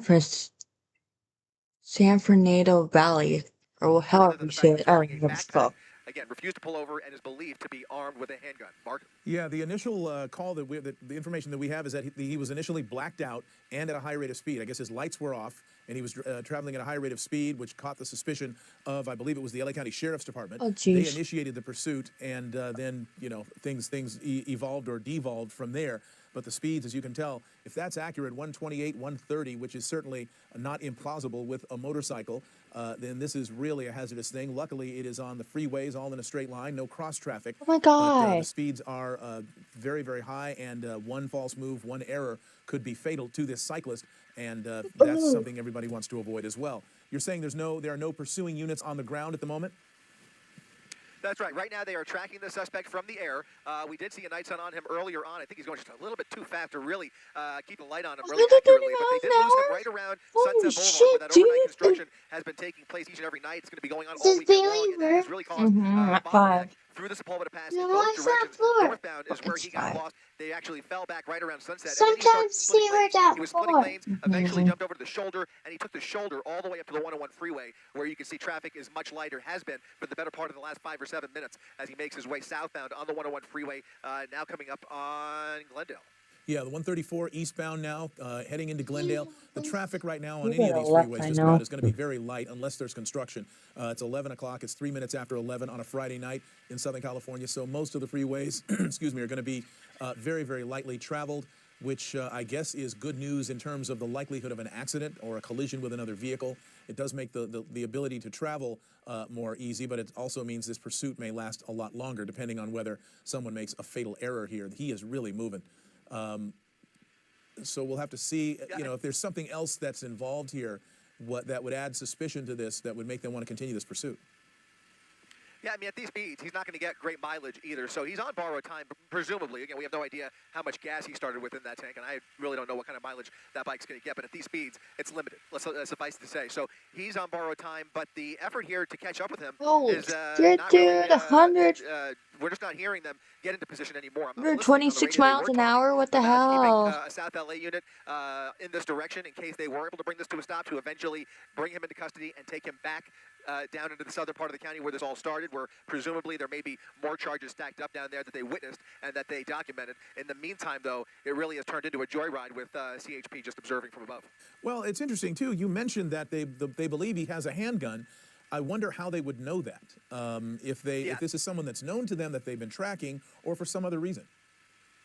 Right, that leads me to believe that there are other crimes, the likes of which we have really no idea. We're pure speculation, but they have more intel than we do, and more that they are not letting on here. So just the mere fact that they are aware of a possible weapon on him does indicate that he is a known suspect, and also may contribute to their decision-making in terms of just catching up with him at his residence or at an associate's residence, wherever he ends up. If they could just track him from above, that might be the safer bet than putting too many lives in danger on a Friday night in the middle of the freeway here, unless they can get somebody right up behind him. But at these speeds, unless they get a chippy unit involved, you can run into the same problem. It's just really, really hard to keep up with a motorcycle doing $120, $130 on these freeways. It's always a dicey situation, and most of the times, under normal circumstances, they will often just quit it and let him go. It's just not worth the risk to the officers and to the public. But if there are more violent crimes that are associated, that could change the calculus, and that might be what we see here. Even if he slows down just a little bit, they may change their attitude and decide to get more units in position here. But they just might be, having a busy night and don't have enough units to get over here. There's other municipalities that might get involved. I should correct myself, actually. Since CHP was tracking, the Sheriff's Department actually has their helicopter up, so CHP is no longer involved in this chase. Right now, the LA County Sheriff's Department is the one with the helicopter keeping an eye on this suspect.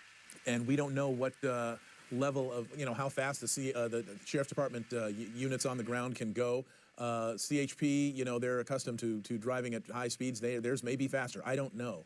if they've got superchargers or turbochargers in the CHP ground units that other agencies may not. But that may be reflective of the fact that there's nobody behind him at the moment.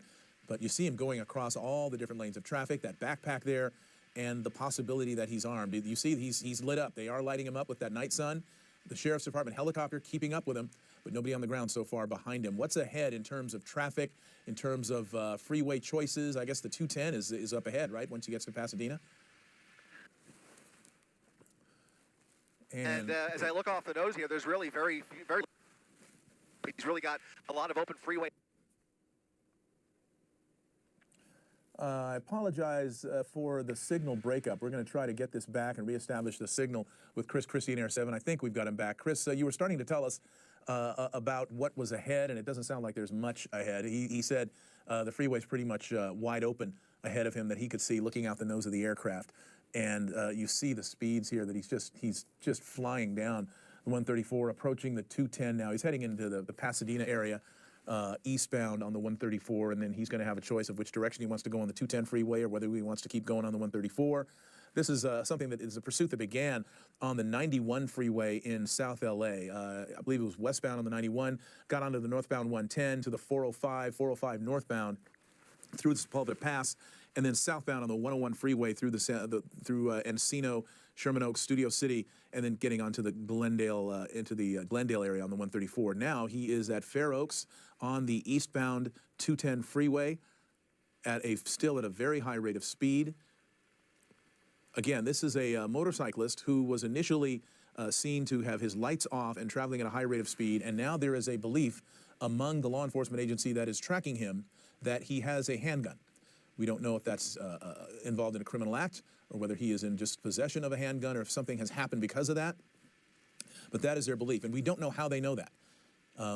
He's driving this motorcycle at a high rate of speed. Did he brandish it? Did he in some way indicate that he has it? We don't know. There's a lot we don't know about this. We've got a guy on a motorcycle, or a person on a motorcycle with a backpack that looks to be pretty heavily stuffed. It's pretty big backpack. Chris, what can you tell us about what we're looking at right now? Yeah, so the further east we get here, the lighter traffic gets, Mark. So there is some volume on the freeway, but it's very light. He has plenty of room to play with. But considering there are cars ahead of him, you're going to see a lot of weaving. And at these speeds, that weaving in and of itself could play a real danger here. One wrong move, as you know, a wrong twist of that wrist, and he is going to go flying, and not in a good way. So at these speeds, again, he's holding steady now at 120 miles per hour, eastbound on the 210 freeway, just passing Madre, and continuing to just book it straight through into the San Gabriel Valley here. The LA County Sheriff's Department has a night sun on him there with the helicopter, and I understand that California Highway Patrol may have a fixed-wing airplane on the way over here as well. So just that knowledge alone leads you to believe that they are determined to catch up with this suspect and bring him into custody. Again, they're committed to this for reasons that we are just unaware. If it was just speeding, you wouldn't expect to see those kinds of resources dedicated to a pursuit like this. They would just track him or eventually just let him go. But considering that they are sending more units over here, it does make you wonder. Now, when they get here, they're going to face a problem that we are facing just in the next couple of miles, and that is a pretty thick marine layer, cloud layer, right off of our nose here in the next couple of miles. That'll definitely inhibit the fixed-wing aircraft, and most likely even the sheriff's helicopter may have to peel off as well. They are traveling much slower than we are. We may even lose him here with our camera as he continues to travel eastbound. But it looks like... Did he get off? Where did he go? Did he just get off there, Josh? He did get off the freeway. So off the freeway at Baldwin Avenue, and here he is coming out the north side. On the north side of the 210 freeway, now traveling northbound, turning around, and getting onto Foothill. Foothill Boulevard, now westbound Foothill Boulevard on surface streets. That is going to invite probably more resources by my estimation, whether it's Sheriff's Department or Sierra Madre, Pasadena Police likely monitoring this as well. They also have their own helicopter at their disposal, and it looks like now he's making a turn back towards the freeway. In fact, it looks like he's getting onto the entrance of the 210 freeway. So he's going to put him right back on the freeway, only this time he's going westbound on the 210 freeway. And that basically negates everything I just said about the weather. He's now going back towards clearer skies, where that fixed-wing aircraft from CHP will have a much easier time taking this over from the Sheriff's Department, who is still overhead here. So we've got the Sheriff's Department following above. Occasionally, you'll see that night sun, and now we just have to wonder how much more fuel he's got left in that bike, because at these speeds, we know that they just don't get great gas mileage. Mark. All right, so now back westbound on the 210 freeway, heading back into the Pasadena area, back from whence he came. We've been watching this person traveling at this at triple-digit speeds pretty much for the entirety of this report since we've been following. Now it looks like he's getting off at Madre Street. This is Pasadena. He's got to traverse and get around this semi-truck here. Getting off at Madre, and I think it's worth pointing out during the course of this pursuit, he's had a lot of opportunities to just quit it while he's ahead. I mean, with that, a lot of ground units down there, there are so many spots where he could have gotten off the freeway or now on surface streets, places where he could just hide out, either with the bike or just dump the bike altogether if he really wanted to hide and lose law enforcement.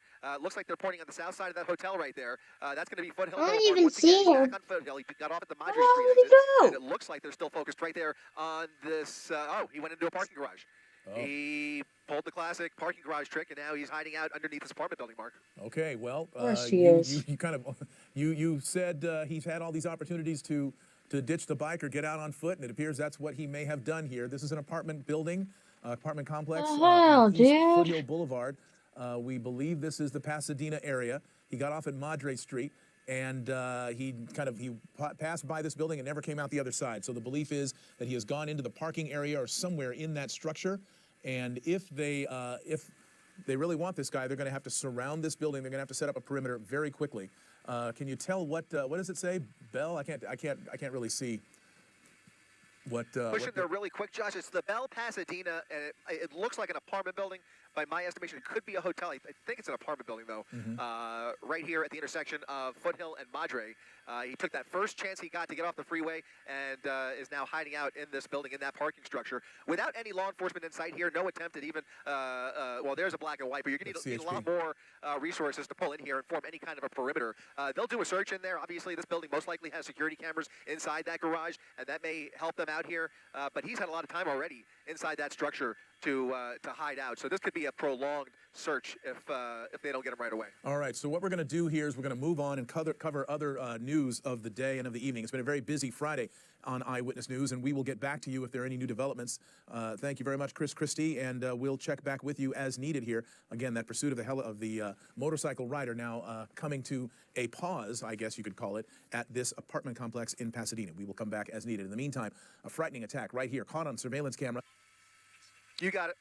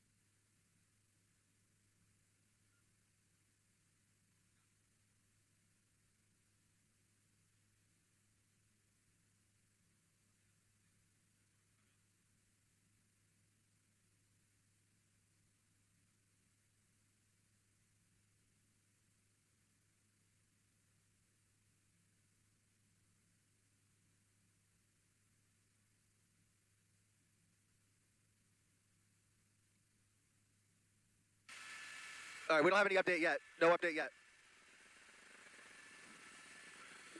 Is that confirmed? I don't know if that's confirmed yet. Christina, do you have that? Is that confirmed? Definitely him?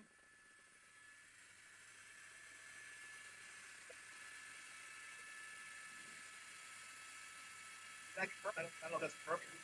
Christina Diaz, is that confirmed? Definitely is.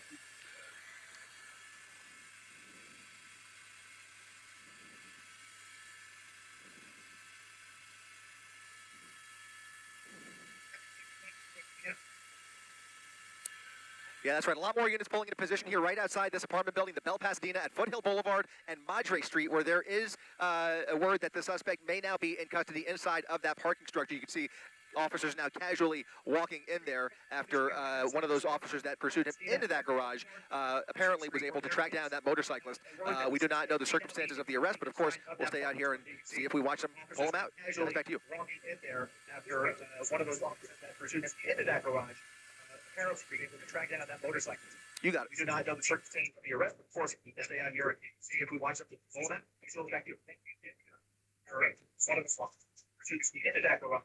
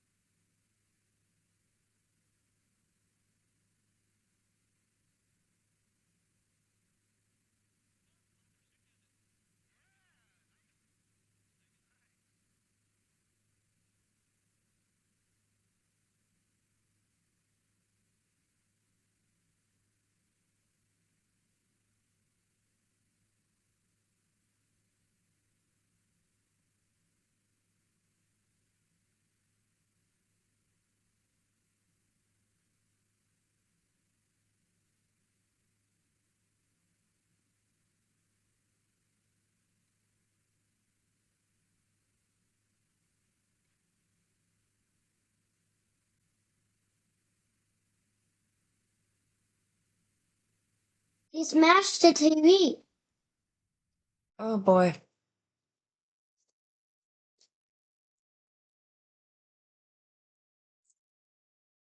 Authorities chase suspect at high speed through LA.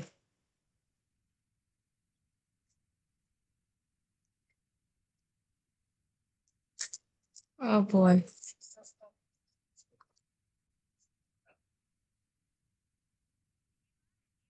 Oh boy.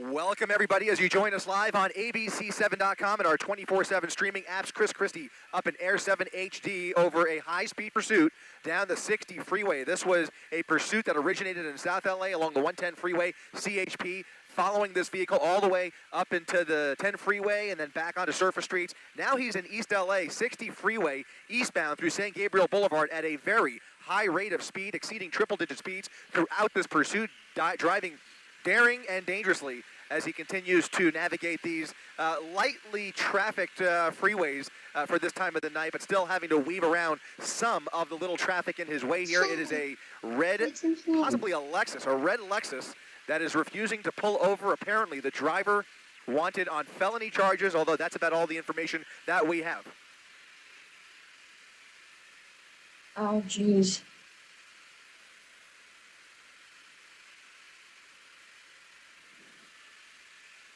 Copy.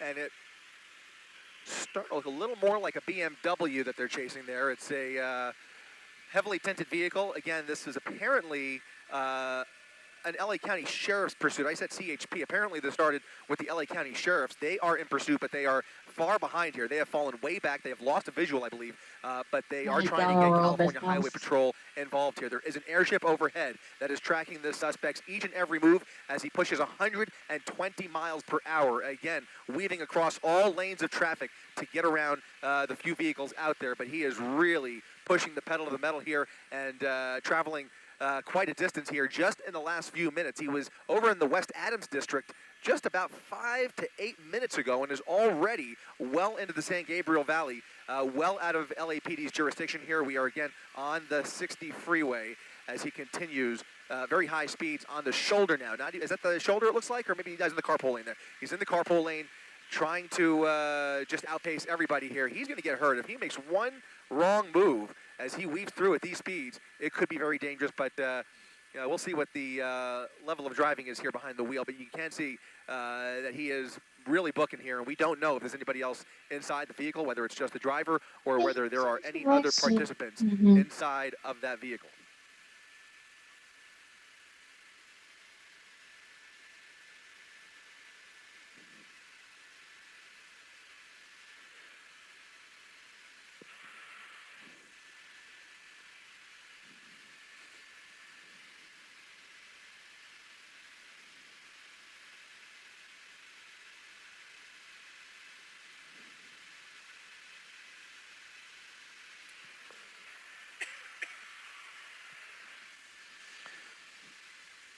Just passing the Whittier area now as we continue eastbound on the 60 freeway, past the 605, continuing at triple-digit speeds here, hugging that HOV lane. And the further east we get, you'll notice that there are fewer and fewer cars and trucks in his way here. Just a few off the nose as we look out over the next several miles here. Traffic is steady but light all the way through the San Gabriel Valley here. Again, he's still doing about 90 miles per hour, looking for an opportunity to squeeze through here. He does have an LA County Sheriff's helicopter right overhead. I would imagine he is aware of it, but he's definitely aware of it. That's actually the night sun that you can see there. I thought that was the freeway light. He is actually under that LA Sheriff's night sun, so definitely well aware of the presence of that law enforcement helicopter and continuing to push that pedal. Look at him. He's 120 miles per hour eastbound on the 60 freeway, passing Hacienda Boulevard. Really close there. He is flying. This guy is really flying.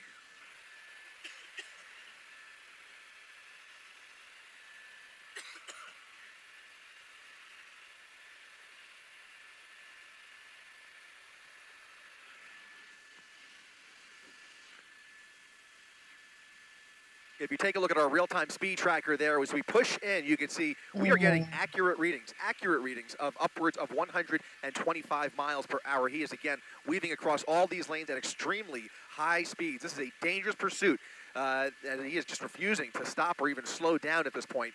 Really, really worried about how this one could end if he continues at these speeds and some of these last-minute lane changes here. Again, it just takes, at these speeds, just one wrong move, and he could spin out or collide and really hurt somebody here as he tries to navigate this traffic on the 60 freeway here, now passing Fullerton Road. Nobody behind him. Law enforcement has fallen way behind. They have not kept up. They are behind, but maybe about a half mile to maybe a mile back are the closest units. Those are sheriff's units that are trying to keep up. They're barely able to maintain a visual, but again, the helicopter that you see there is the one doing all the work and shining the light on that suspect, giving the motorists ahead of him at least a clue of what is coming up behind them. If you look in your rearview mirror, you can easily catch that night sun sometimes as a speeding vehicle comes up behind you here, and that's hopefully what's happening here. But he is going so much faster than every other car on the freeway, still doing 110 miles per hour in the slow lane now moving all the way over, passing Nogales Street.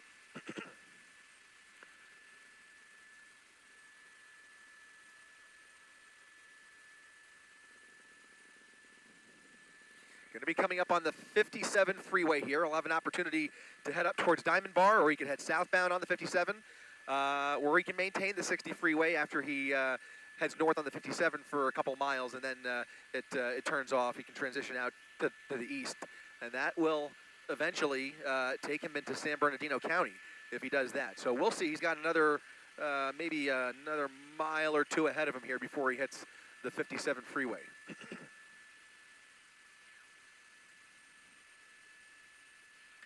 Over the Gore Point. That's an entrance ramp right there, going around all that traffic, using the Gore Point all over the paint here as they try and keep up with them. Again, trying to keep that light on them is no easy task for that sheriff's helicopter, and it's proving to be challenging. Just in this shot right here, you can tell he's just trying to keep the light on him there as he continues to weave around all of this traffic. I wonder. I have a bunch of questions here, but you've got to wonder whether he has a destination in mind, or whether he is just going to, exhaust all the gas in the tank. At these speeds, he's not getting great mileage. It is a sports car. Does look like a newer model BMW, at least from up here. Getting off the freeway, getting off the 60 freeway, and he's going to take the 57 southbound. Transitioning onto the southbound ramp, 57 freeway south. It's going to be about the same traffic as we look ahead here. Maybe a little bit lighter than the 60, but it's also a lane narrower. So we'll see here as he continues now southbound on the 57. If these speeds continue, you can see he does have a little room to play with here, but it does get a little bit busier the further south I look out the window here. But he does have that airship still overhead there. I am not sure. It does look like he's got 2 units. 2 units have made the transition onto the 57 freeway, but they are a good ways behind him. You can see those flashing lights, and they are just trying to keep up. But at these speeds, it's fine. It's fine. Oh, my shoes out. He's leaving anyway, so what's... I know, but I'm letting... But he's leaving anyways. Not yet. I know. really, really difficult. A challenging chase to keep up with. The best hope would be that maybe there are some CHP officers up ahead. At these speeds, really doesn't even, serve a whole lot of purpose to even create a traffic break unless you really have enough units in position here, and there just are not enough able to keep up with him. There's just a few LA County Sheriff's units from East LA, and these guys at some point will likely be swapped out, most likely with California Highway Patrol officers. So they're in it to try and just kind of play catch up here, but he is still traveling at extreme speeds.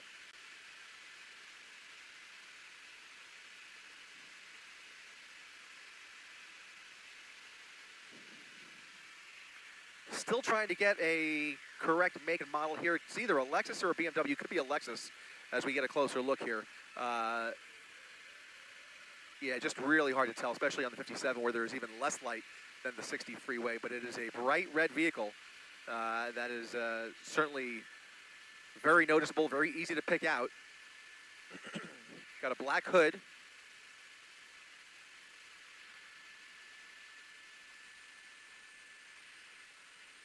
Yeah, it looks like a black hood on a red Lexus, traveling southbound on the 57 freeway through the hills here.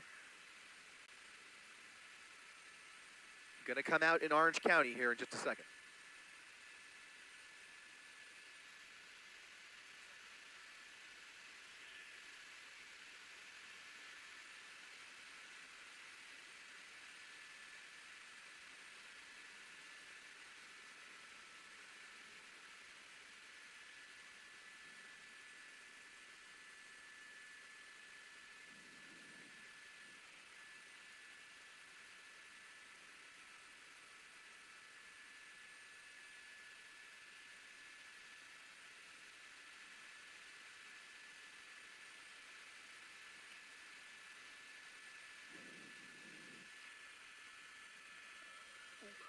Got a laser coming off the nose here.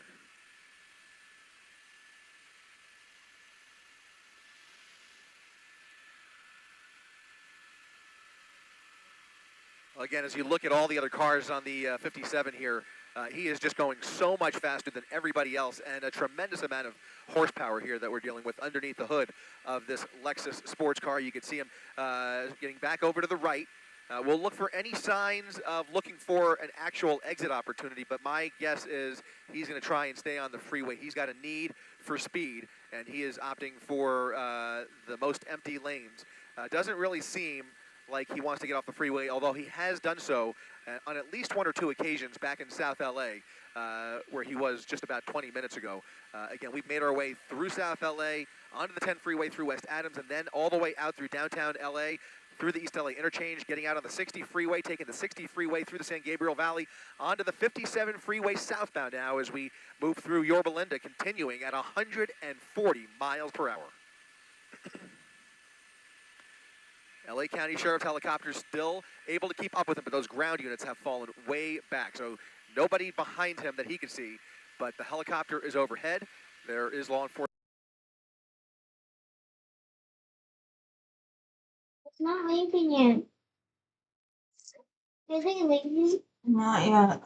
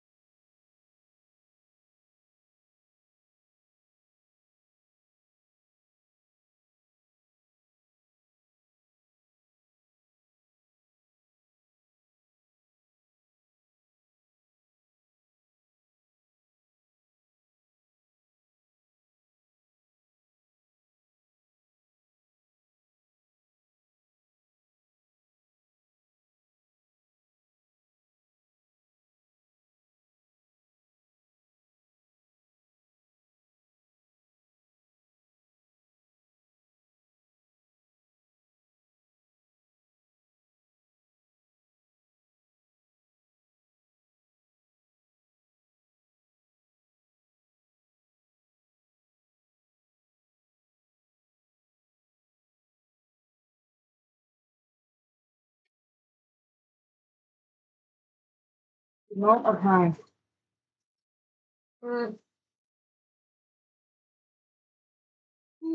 Ahead, but we'll see if they're going to rendezvous with him or if they are attending to other business. We do see some other vehicles. CHP is aware of this pursuit. The Sheriff's Department is asking or requesting some assistance here. They may get involved if they have the opportunity, but again, at these speeds, it's a game of triangulation, trying to get units into position, not where the suspect is, but where you think he's going to be in the next few minutes. And so he's continuing southbound at a high rate of speed, well into Orange County now. They will hand this off to Orange County Sheriffs or CHP Orange County units at some point. Right now, again, this is still a sheriff's operation with their helicopter calling out the location. Getting off the 57 freeway. This might be the westbound 91. Westbound 91 transition. What? One thought. All right. Turning the lights off. The vehicle is now blacked out as he is westbound on the 91 freeway, traveling through the city of Anaheim. Now going the opposite way. He's decided to get off the 57 and head back towards the west. If he continues to do triple-digit speeds with his headlights off, that is going to increase the risk here exponentially. Right now, he's hugging about 100 miles per hour. But you saw there just a minute ago, he was doing at least a $125, a $130. So the willingness to really step on that gas is there. We'll just see how daring he is. Again, we do not know what other crimes he is committed. But we do know from sources that there is a felony charge. It's a felony want. Just unclear what that crime is. Crime or crimes.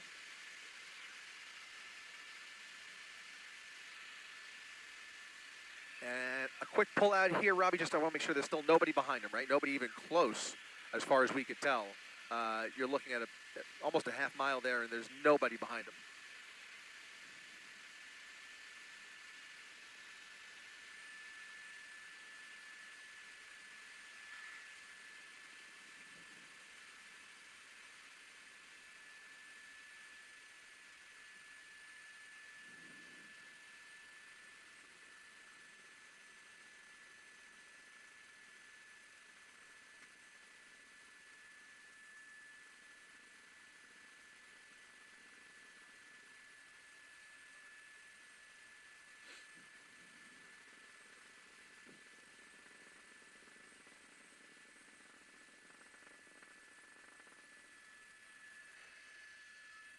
Again, if you're just joining us on ABC7.com and our 24/7 streaming channels, we are continuing to follow this high-speed pursuit in Air 7 here as the LA County Sheriff's Department has followed this suspect from the air into Orange County. He's been up and down a number of freeways, up the 10 freeway through South LA, eventually through downtown, through the East LA interchange, onto the 60 freeway where he has done a full U-turn down the 57 and back west now. Just watch the series himself.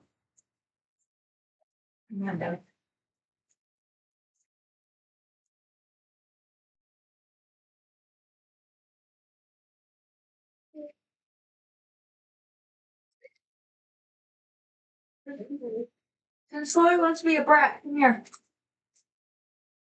I'll let you in a bit. He should be in. You said no. I just make sure. I said to make sure. Yeah.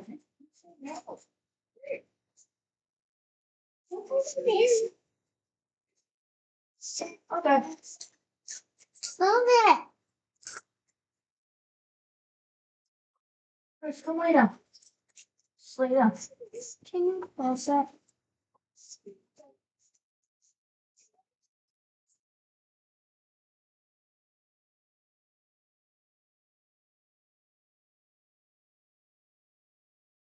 Lay down. On the 91 freeway, this time in Go lay Anaheim, as down. he continues at over 110 Go lay down. miles per hour. It is a red Lexus. Listen to mommy. Looks to be souped up by my eye, and it does have an aftermarket hood there. You can see he's continuing to drive with his headlights and taillights off. Heavily tinted windows that are precluding us from seeing or even getting a hint of anybody inside of that car, anybody else besides the driver inside the vehicle. Don't know how many people are in there or what the situation is. Those windows have been rolled up over the course of this pursuit, at least since we've been over it. And it looks like he's transitioning again. This may put him on the 5, or is he continuing on the 91, Rob? Looks like he's committing to the 91. Committing to the 91, passing the 5 freeway through that huge interchange. LA County Sheriff still overhead. My God. Lay down. It does sound like CHP might have been involved at one point, and they are already considering what their next move is going to be here, especially as we continue westbound. This will eventually take him back into LA County. So a number of different CHP offices monitoring this pursuit, getting into position, and deciding what they want to do here. At these speeds, he is certainly a risk to everybody else on the road here, but how much resources these agencies want to dedicate collectively is a little bit up in the air. Right now, it's a matter of just keeping up with the suspect, and right now, LA County Sheriff's deputies have fallen way back. He has just been traveling way too fast, and they've been forced to let the helicopter apply pressure with that night sun, but it has not had the effect of slowing him down whatsoever. He's continuing to do over 100 miles per hour with his headlights and taillights completely blacked out. Thank you.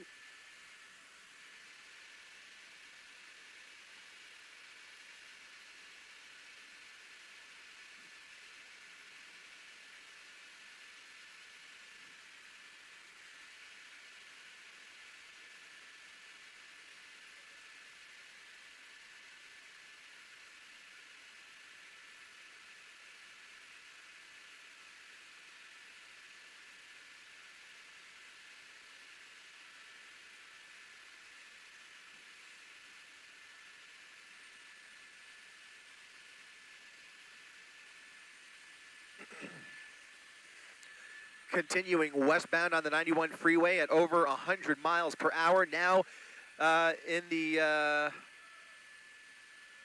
looks like we just passed the Norwalk area.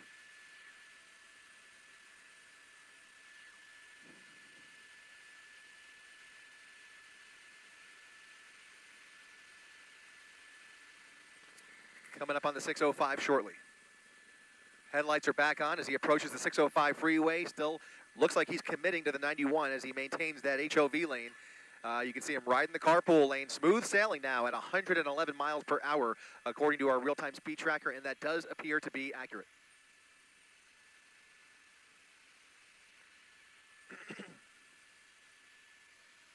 Now, the further west we get here, there's going to be a marine layer that has already moved in through large portions of LA County. Most of the city of LA is under a very low cloud layer. We'll see how that affects the sheriff's helicopter. Right now, we've got clear skies for the next few miles, but something we're keeping an eye on as we continue to move westbound on the 91 freeway. Now at the 605. Here he is, approaching the 605, and again, holding steady in that left lane.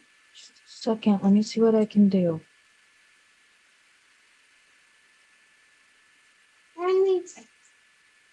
Are you done?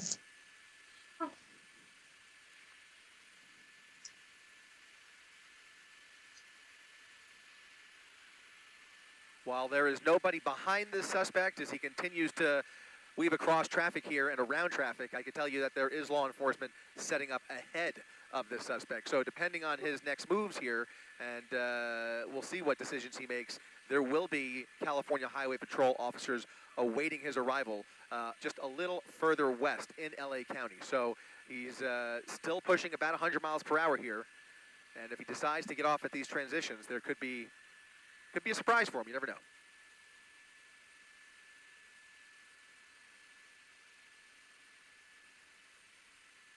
Hey, look, we just stand on it and Legos it. Yes. Yeah, we have to do it outside. Holding steady in that carpool lane, continuing at over 100 miles per hour. We see his headlights have come back on. Coming up on Lakewood, traffic about the same as it has been over most of this pursuit. Moderate traffic at the most. A little lighter down here.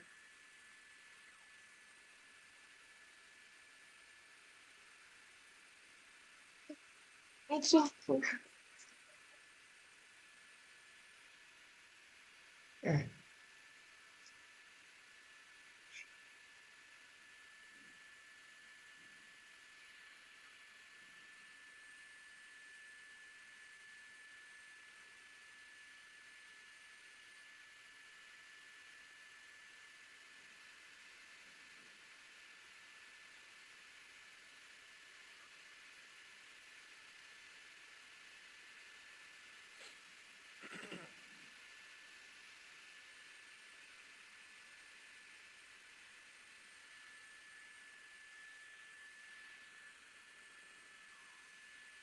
Again, holding steady at 100 miles per hour, and so is that LA County Sheriff's helicopter. You could tell by the night sun.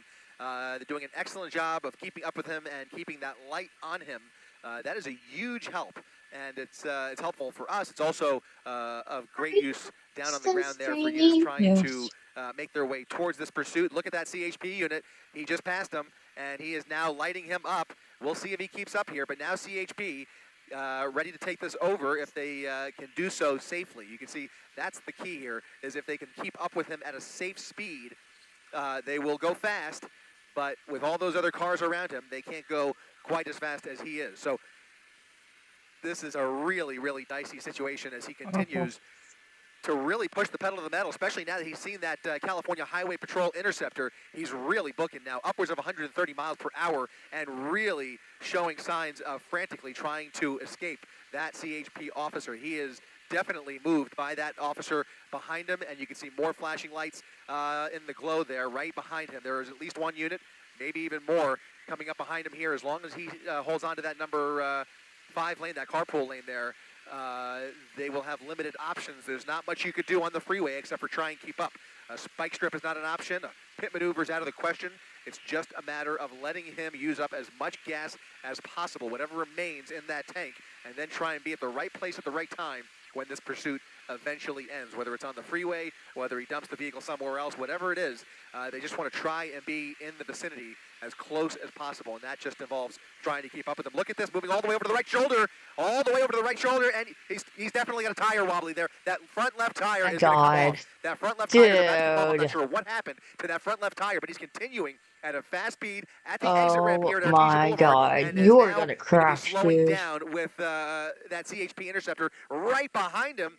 No opportunity for a pit here, but we'll see. There's 2 units. He's boxed in by the truck. The truck is blocking him in. The truck is blocking the red Lexus into a corner here with 2 CHP units ready to put this to an end. But look at him trying to get away here around that truck with a front left tire now coming off. There goes the tire. There goes the tread. He is now on a rim as he continues to press that gas pedal on the rim. You can see he's starting to smoke there. I don't know how much more this vehicle has left in it, but you can see he's continuing to move at a remarkably fast pace here, and things have really picked up dramatically now that he has tried to evade that that move by that cargo truck. CHP giving him just barely enough room to swerve around here.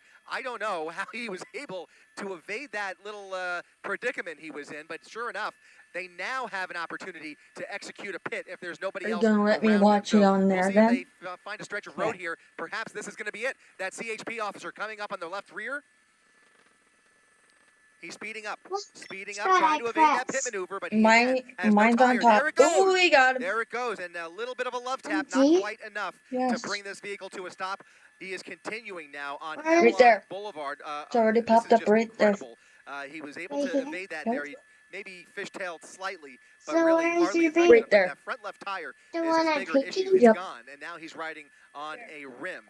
Remarkable speeds, considering that that tire is history. So I don't even know how that tire came off, what he struck, if maybe there was even a spike strip that we did not see. It's possible. It is possible. Continuing down Avalon past Compton Boulevard. Oh my God. A little bit of smoke coming from that wheel. Should be one of Northbound them, Avalon, but there goes what? another tire. There goes another tire. A second tire has come spinning Wait, off. I missed that. There What? goes another tire. Oh, Northbound Avalon, there goes another tire. There goes another tire. A second tire has come spinning off that vehicle, and now CHP is going to go ahead with yet another pit maneuver, or at least an attempt, as he comes through a busy intersection here, Avalon Boulevard, continuing northbound. No traffic. Starting to spark a little bit on the right side now, so he's missing, I think, a left tire and a right tire, and they both appear to be the front tires. So he's riding on 2 front rims. Sparks coming from the right side. CHP ready to give that pit maneuver another attempt here as he runs through that red light at 135th Street. Northbound Avalon at 135th. And you can see him sparking really good now as he rides those rims and starts to grind into the pavement there at a really high rate of speed. We don't want to put that speed tracker up just yet because he's starting to outrun us, and we're not going to get quite an accurate reading until we get a little bit closer here. We are in LAX's Bravo airspace. He is continuing northbound on Avalon Boulevard at El Segundo Boulevard. CHP once again coming up behind him, this time possibly on the right rear, moving over to the left rear, looking for any opportunity. I'll be right back, guys.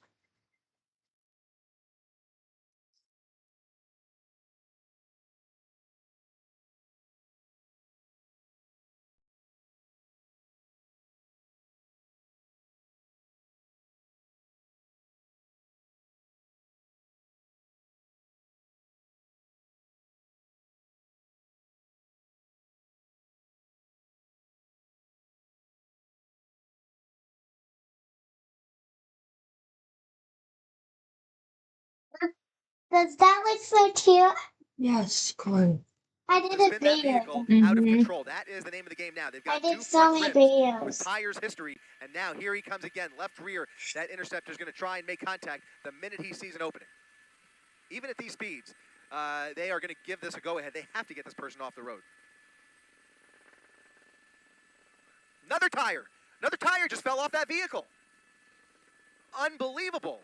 He's now missing 3 tires, and you have to believe that he must have hit a spike strip at some point because these tires are just falling off the vehicle. CHP keeping up with him here, looking for another gap, another stretch of roadway here. He's running through red lights as he continues up Avalon green, Boulevard. but whatever. That CHP unit is He's on his tail. He's really close. He's about 2 car lengths behind him now, but you see every time Something he hanging tries to off? pull up against that bumper, that driver just takes off, and it becomes just too fast for a safe pit maneuver or an effective pit maneuver Oh, for there's. that matter. Approaching 108th Street, northbound Avalon Boulevard. Oh, jeez. And we are unfortunately stuck here at the moment as we wait for clearance, looking for an opportunity to get closer to this pursuit. Oh my But God. unfortunately, What is he we are in doing? a little What's bit he trying a to predicament do? between the weather and air traffic control. We are negotiating a few variables here, but in the meantime, trying to keep the camera on this pursuit as that CHP SUV is looking for another opportunity to execute a safe pit maneuver, and he may have one here in just a second. Look at that bumper starting to come off. That bumper is starting to fall off the vehicle. Again, to recap, we have lost 3 tires in the last few minutes. I've got to believe he must have hit a spike strip that we did not witness. I can't imagine what else would cause those tires to fall off like that, but in any event, you can see him moving away from us here at a high rate of speed, now making maybe a left turn. I think he just made a left turn there, right, Rob? Or is he going north? No, continuing north. I can't tell. I saw some lights move west, but it looks like they're still on Avalon. Holy So we'll try and get a shit. glimpse here. He's at a stop, maybe? Did he crash? He crashed. Oh God, Vehicle he might did have crashed. crash. He hit a pedestrian. The vehicle just hit a pedestrian. Oh my God. Okay, there's a pedestrian involved in a crash at Avalon and 89th Street. CHP now at a stop. And now the vehicle keeps going. The vehicle is moving again. Are you kidding? The vehicle is on the move. A pedestrian has been injured. Oh my God. A terrible turn of events here. We do not know the extent of injuries, but now the call being put out for County Fire to respond to Avalon and 82nd, I believe, where that red Lexus has struck a pedestrian and is continuing to move northbound once again.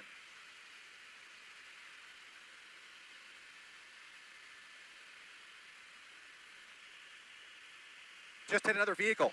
Suspect has hit a vehicle and a pedestrian.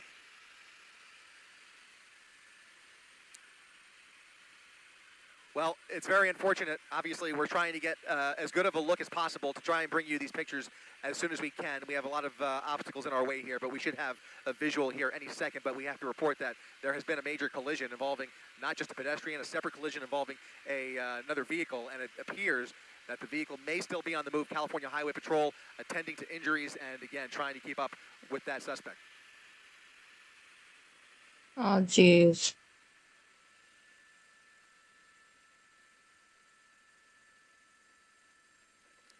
Officers are apparently in a fight with the suspect as we try and get closer to the suspect. There is apparently a confrontation taking place now. This is all coming off of the scanner. This is good information. We want to put eyes on it and try and verify everything that we're reporting here. But this all sounds like a pursuit that has gone severely sideways, as there is now a confrontation with the suspect after a collision with a pedestrian and a vehicle. We're trying to get a glimpse of what is taking place down there on Avalon Boulevard. I think he's on Avalon still. It looks like they are now right in the vicinity of 73rd Street.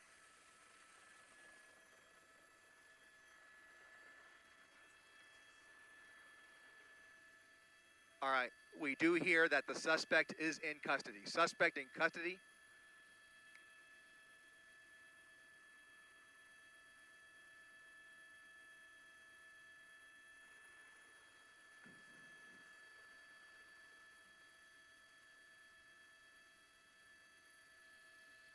You can see officers across the area trying to make their way into this vicinity where a suspect has been taken into custody after a wild pursuit and a high-speed pursuit at that, where apparently people have been injured.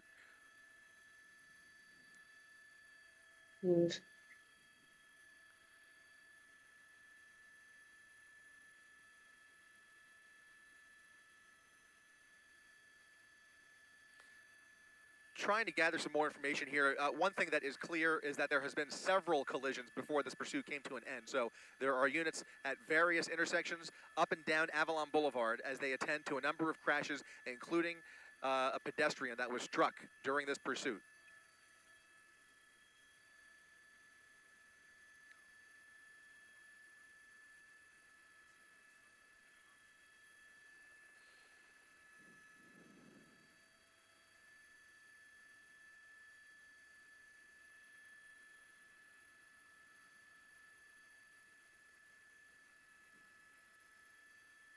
Jesus.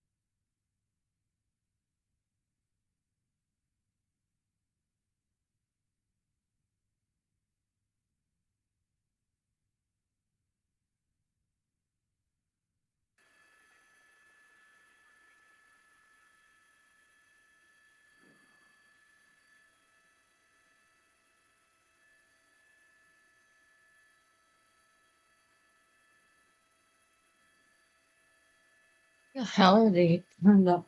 Once again, if you're just joining us, we want to recap what you're watching here. Unfortunately, we are unable to bring you a clean shot of the end of the pursuit, but you can see LA City Fire responding to a pursuit where That would explain it. apparently at least one vehicle collision and a pedestrian that has been struck. Trying to gather some more information, but we are going to try and get a little bit of a better glimpse here in the next few seconds. Again, CHP was involved in a high-speed pursuit that took a turn off the freeway after the vehicle started losing tires and really started, I think, losing a little bit of control of the vehicle, and unfortunately, it has resulted in a collision. Several collisions, and we're going to try and we're going to vector in, 80th and, he's got it up right over here over to the left. 80th and Avalon, I believe, is where the pedestrian was hurt, right there in the middle of your screen. We're going to get a better glimpse of that intersection here in just a short minute here. I did see fire responding, maybe a little further south, possibly, Rob. There it is. Oh, jeez. That's the vehicle collision. That was the collision at Manchester. That matches. So there's a vehicle collision at Manchester. And oh, jeez. This is going to be Avalon and perhaps 92nd Street. Sure. Yep. All right. We've got a couple of collisions up and down Avalon Boulevard. Just bear with us as we try and kind of figure out how this all played out. Just about 5 minutes ago, this pursuit came to a violent and dramatic end. Several collisions. One at Manchester right there. Looks like he hit some cross traffic as he was going through the intersection. And over here, I believe, is where a pedestrian was struck near 92nd. We'll come up behind this ambulance here and see if we can peek in to see what the situation is. But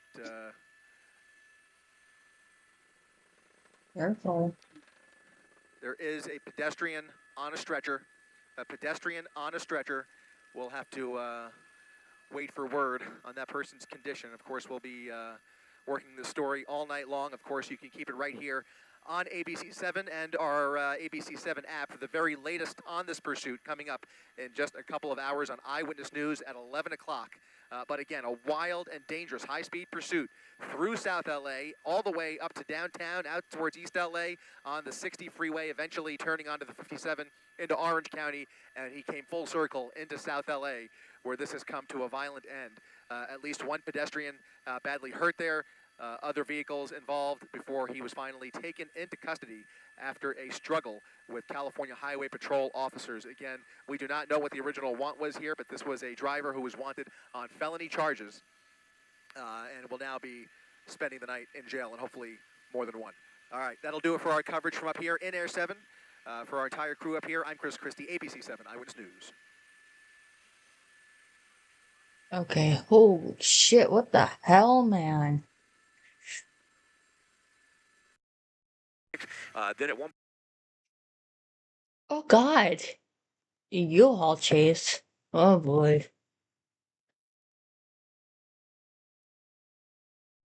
A U-Haul chase. This should be good.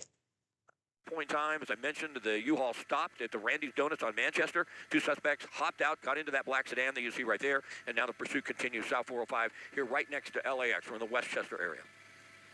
Scott, we'll be checking back in with you. Thank you for that live update. Next, we go to a child and an adult. They are in the hospital this morning after an explosion tore through an apartment. This happened in Bell Gardens. Yeah, Eyewitness News reporter David Gonzalez is there live with what we're learning about the ongoing investigation. David. Good morning. Neighbors in this community hearing an explosion around 6 p.m. last night, and many neighbors rushing out into the street to see flames shooting from that apartment building. They also saw wood coming down from the sky, and many of them also hearing screaming from people needing help. Air 7 was also overhead yesterday. Following that explosion, you can see the roof blown off in a large hole on the side of the building. On the ground, fire could be seen shooting into the sky, and right now, we know that a child and an adult were taken to the hospital. Their conditions are not known at this time, but neighbors describe some of the graphic injuries they witnessed. And I came running, and then the whole house was in flames, and then there was somebody in the ground. I think it was one of the family members, and then I thought it was his clothes that he had on, but it was actually his skin. Probably leaving. LA County firefighters put out Works the at fire in 5, about an so he's hour. probably Right now, the leaving. LA County Sheriff's Bomb Squad and arson units are here on the scene. They're working together to figure out what exactly led to this fire. But I can tell you that 4 families were displaced in this fire as well. Reporting in Bell Gardens, David Gonzalez, ABC 7 Eyewitness News. Okay, David, thank you. Checking back in with breaking news. Police chasing a pair of burglary suspects. Scott Reif overhead in Air 7. Yeah, wild pursuit. This black SUV traveling at a really high rate of speed, well over 100 miles an hour on the 405 freeway southbound, headed down to the Westchester area, going through that light over 80 miles an hour. And boy, the speeds are incredible. LAPD has backed off with their patrol cars because it's just too dangerous to follow this suspect. I believe there's 3 people on board the black sedan. Actually, we're hearing 4. There was 2 suspects in the original U-Haul that was being pursued, and they jumped out and got into this vehicle. Now, according to LAPD, they believe there are 4 suspects on board. You see the light flashing from time to time. That's the LAPD helicopter that is overhead.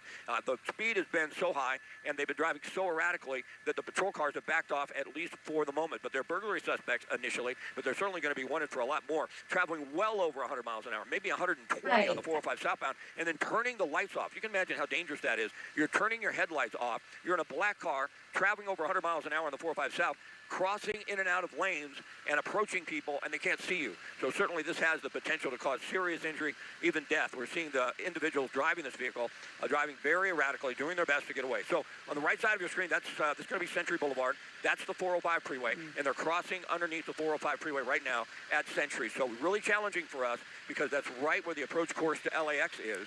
And it looks to me like did the suspect get on the freeway once again? It's really hard to tell, but boy, this is an extremely dangerous pursuit. Yeah, a recipe for disaster, especially at this hour when people are getting up, getting going. And you can see traffic is starting to build as well, so it's going to get congested out there. And, of course, that puts more people at risk with this driver. As you mentioned, Scott, driving with the headlights off in a black car, really difficult to see. Yeah, and I couldn't tell if he got back on the freeway or not. Yeah, that was just unbelievable. There you go. You can see the God. suspect swerving in and out of the lanes here on Century Boulevard, now headed towards LAX, headed westbound. It made a couple turns in there. It was difficult for us to see him. We thought he got on the freeway, but did not. But boy, LAPD's pretty aggressive now. I think they almost have to be, Rachel and John. They may authorize a pit maneuver, but the vehicle has to slow down a bit for a pit.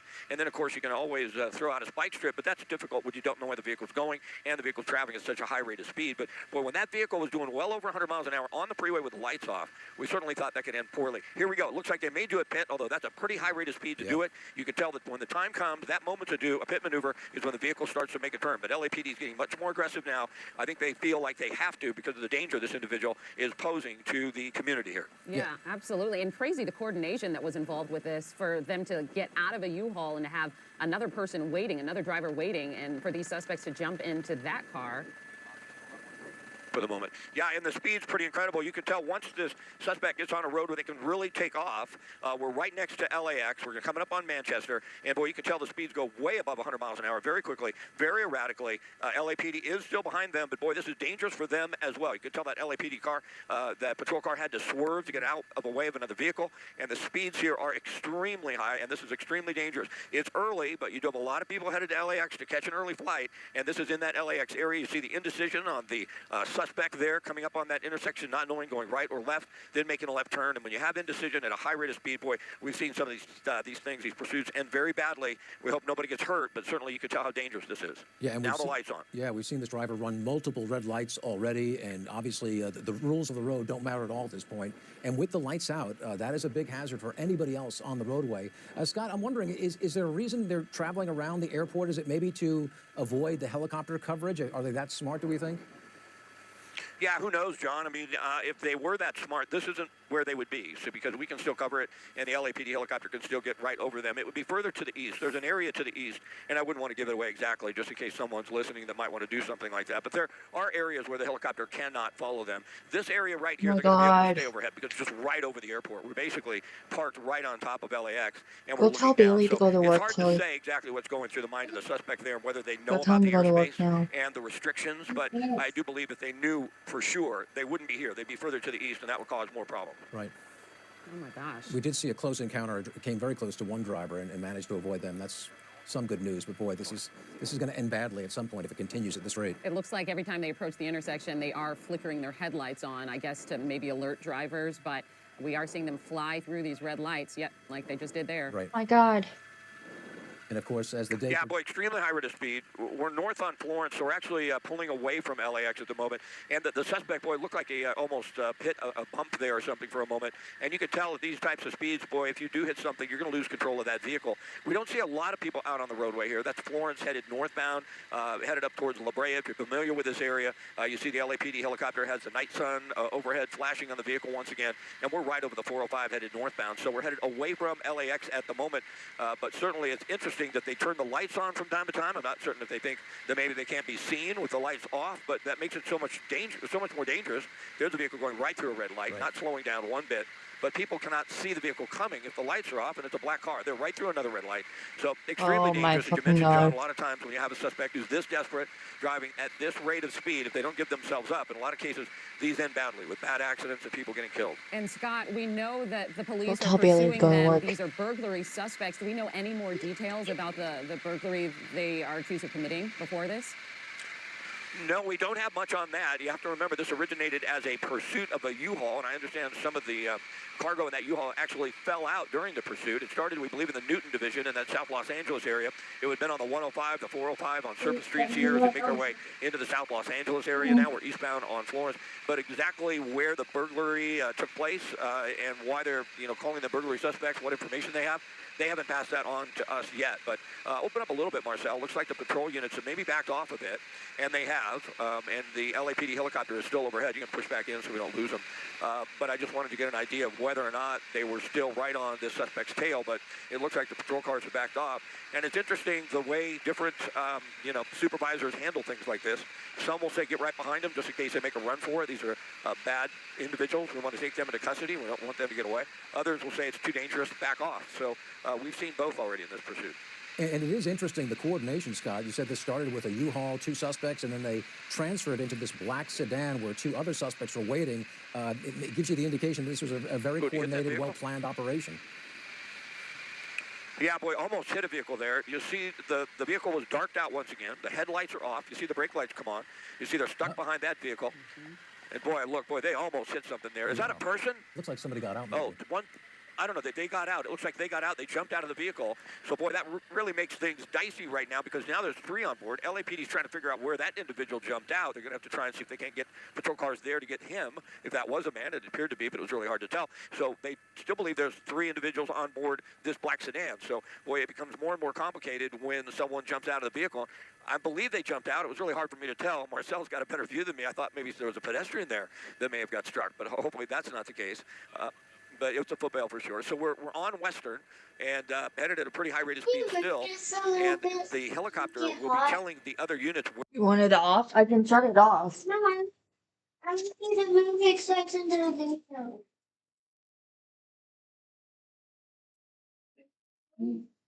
I can't really move it because it's hot. We're gonna have to wait a few minutes. Too hot for me to move, so you're gonna have to wait. Where the suspect got out, and more than likely they're setting up a scene You're gonna there. have to wait till it cools down. Yeah, more and more complicated and more concerning because also they're now starting to go in and out of residential areas. It looks like if that suspect bailed, that looked like that was on a home where people are living, a residential area, and we don't want, people to be out walking their dogs, getting out ready for work and school as these guys fly back. Yeah. Especially now, a lot of the time by LAX, we didn't have what we have right now. When you have people getting up, they're getting out, they're going to work. Maybe it's a little early to get your kids up and go to school, but you know what I'm talking about. You can see you hit a bump there at a high rate of speed, could lose control of that vehicle very, very quickly. Oh, this was Berto in the morning, 5:45 in the morning. Holy shit, what the fuck is he doing? Really dangerous when situations like this. So it wouldn't surprise me if they get patrol cars behind him once again here very quickly. You could tell the suspect sort of driving around in circles. A lot of times we wonder, are they going to a place that they're familiar with to maybe make a run for it or go into their house or somebody's house, something like that. They have coordinated this a little bit. Remember, it was in a U-Haul. 2 suspects jumping out of the U-Haul, getting inside this black sedan after the pursuit with the U-Haul. That was at the Randy's Donuts on Manchester. And we're back in the proximity of where it started. We're back in the Newton division. We're in South Los Angeles on Western at 50th. So it could be the suspects are familiar with this area. It's possible. Yeah, that's usually what we see, Scott. They circle back to a neighborhood they know. Maybe they drop somebody off so they can go hide in a house or somewhere like that. And then maybe they'll do more of that as they continue to drive in this area. Any idea what kind of speeds we're looking at right now? The speeds right now, I mean, just from a guess, looks like 50, 60 miles an hour on some of those intersections. But there's a speed tracker, and you're going to see it goes up pretty quickly. That vehicle accelerates. Look at that. Probably going to go up above 80, close to 90 miles an hour. This is on Vernon, headed westbound. Boy, look at that. 100 miles an hour on the surface streets, flying past that bus. If somebody pulls out in front of them, we're going to be seeing someone killed, more than likely. That's how dangerous this is. I think they backed off. I don't think you're going to see patrol cars driving on Vernon at 100 miles an hour to stay behind this vehicle. I just don't think they'll do that. It's too dangerous for the public to have more than one vehicle doing something like this. It's too dangerous for the officers to try and stay behind him when he's driving at speeds over 100 miles an hour on surface streets. So right now they have the helicopter overhead. They're in tracking mode. It's unfortunate, even when they do back off, though, the suspect continues to drive at a high rate of speed. A lot of times what we see is when the patrol cars back off, the suspect sort of looks in the rearview mirror and says, okay, nobody's behind me. Watch out behind that tree. Try and get me around it. It may make a run for it right here. It looks like they stopped to me. No, maybe someone got out. They stopped. They were behind that tree. I don't know why they would stop like that. That's possible. We didn't see that because that's been their pattern. It looks like one at a time. Maybe they're going to be leaving this vehicle. It was hard to tell, but the suspect did stop there for a moment. Like, to your point, Scott, it does seem like these suspects may be familiar with this area because it does almost seem like they're circling this neighborhood. They seem to be staying within the same area, and you wonder why. Yeah, so we did just get confirmation. One other person did get out. Behind that tree when we couldn't see the vehicle, according to LAPD, the second suspect fled. So we believe 2 suspects are still on board the black sedan that you're looking at right now here on 54th Street in South Los Angeles. The lights turned off. I'm not sure exactly You why. must not be going The forward. police can't see them with the lights off, but the helicopter's overhead. Certainly makes it much more dangerous, though, when you come into a dark patch of roadway and the motorists can't see you. They can't see that you're lit up. But that was another person that jumped out. We couldn't see it, but we got it from LAPD. That 2 suspects have jumped out of this black sedan. I believe there's still 2 more on board. It could just be 1. It's hard to get all the details exactly right, but we do appear to be in an area the suspect may be familiar with because now we're going down just these small little streets in this residential area in South Los Angeles. And with 2 suspects on foot, Scott, and a pursuit still underway, this really does spread police resources because they've got to set up a perimeter for each of these incidents. It's really difficult, John, because, you know, a lot of times, let's just say patrol cars are right behind the vehicle. Somebody jumps out, they take them into custody pretty quickly.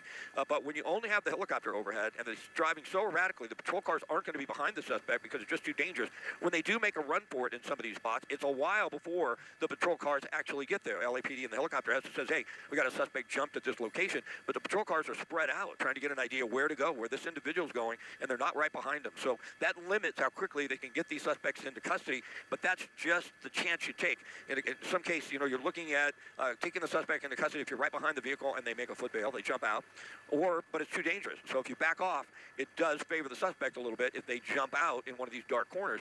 I thought maybe they slowed to get it behind that tree, but it does not appear to be the case. So it does make it challenging for the police at this point in time. A lot of resources. We haven't heard any information that the other 2 suspects who bailed out of this vehicle are in custody. And to your point, Scott, even though those patrols have pulled back, that has not changed the behavior of this driver. They are still driving erratically, going through red lights, driving at dangerously high speeds. Is it because they still feel that spotlight on them from the police helicopter? You know, it could be. I don't think the LAPD helicopter overhead is going to back off, though. I think they're going to keep them in sight. They're going to keep the light on them so they can see what happens. If they do make another stop and somebody gets out, they'll be able to see that. Even if it's behind a tree or in a situation where they're blocked by a building, at least they'll have light on the suspect. But at these types of speeds, I do not believe patrol cars are going to pursue. Regardless of... Oh. Okay, maybe they are. We're hearing some information. They might try and put units back in position. It'll be interesting, but I don't see patrol cars pursuing these suspects at over 100 miles an hour on the surface streets. We'll just have to wait and see here. But boy, was that a red light? Yeah. Right through that red light. Somebody could really get, seriously injured or killed here easily. When we talk about the coordination, too, again, having that driver waiting for them, having their lights turned off, dropping off suspects behind trees, it almost gives you the idea they have some experience in this. But we'll never know. Well, we've had so many burglary operations in the past few months, and a lot of them look at that. Professional in many ways. Did they hit that vehicle? It looks like they did. Came close, that's for sure. But as you mentioned, Scott, it's coming up on the 110. It's coming up on the 110. Boy, that was close, though. In oncoming traffic, trying to swerve to get away from that traffic and continue to move. And then at that point in time, they were able to get through, it appeared, without hitting anybody. That was the 110 freeway behind you. This is on Broadway now, and it looks like the vehicle is traveling northbound, if I'm not mistaken, on Broadway, headed up towards downtown Los Angeles. And then if the driver's behavior doesn't change, it makes you wonder, should the patrols, Yeah, should they just stay on it? It's not changing anything, yeah. But certainly we've seen this driver go through multiple red lights, drive on the wrong side of the road. Safety is not a concern for anyone else at this point, it seems. Yeah, no question. Now northbound on Main. So we're south of downtown Los Angeles. We're east of the 110 freeway, just to give you a little perspective. This is an area that we can fly. LAX won't really give us or the LAPD helicopter any restrictions because of the airspace and airplanes landing at LAX. So at least we're going to be able to stay on this. But boy, so erratic. You know, northbound on Main, now turning on to Gage. It's just unclear exactly where they may be headed. There's no rhyme or reason to it. Obviously, we have no idea what they're thinking. We can only speculate when it comes to something like that. But we are seeing more and more traffic out on the roadway. If you notice, there we go. A lot of LAPD vehicles in that intersection, and now they're right on his tail once again. It'll be interesting to see what happens if the suspect gets up to the 100-mile-an-hour speeds again. But, boy, they really want to get this stopped. They realize how dangerous this is to the public. They realize an innocent person could be injured or killed very easily when you have somebody driving this erratically, and they want this over. So right now you have patrol cars behind them. Could you bring up the speed tracker? I think the speeds are getting very high once again. You talk about 80 miles an hour on surface streets with vehicles around. I think the LAPD is probably going to back off here in a moment. I'd be surprised if they start driving 100 miles an hour behind them. Yeah, and it is getting congested out there. This driver is having to slow down for traffic, and let's just hope it doesn't end with him driving into somebody else. Yeah, you know, making that turn right there, if somebody would have come in the other way, they would have just ran right into him. We're on Main once again, headed northbound up towards downtown Los Angeles. Patrol cars right behind him still, but boy, speeds are extremely high on these surface streets. You talk about 100 miles an hour on the freeway, that's one thing. You talk about it, you know, in these surface streets around here, that's something altogether different. Yeah, we're tensing up every time you go dark. through these intersections. Yeah, right, in that dark street right there.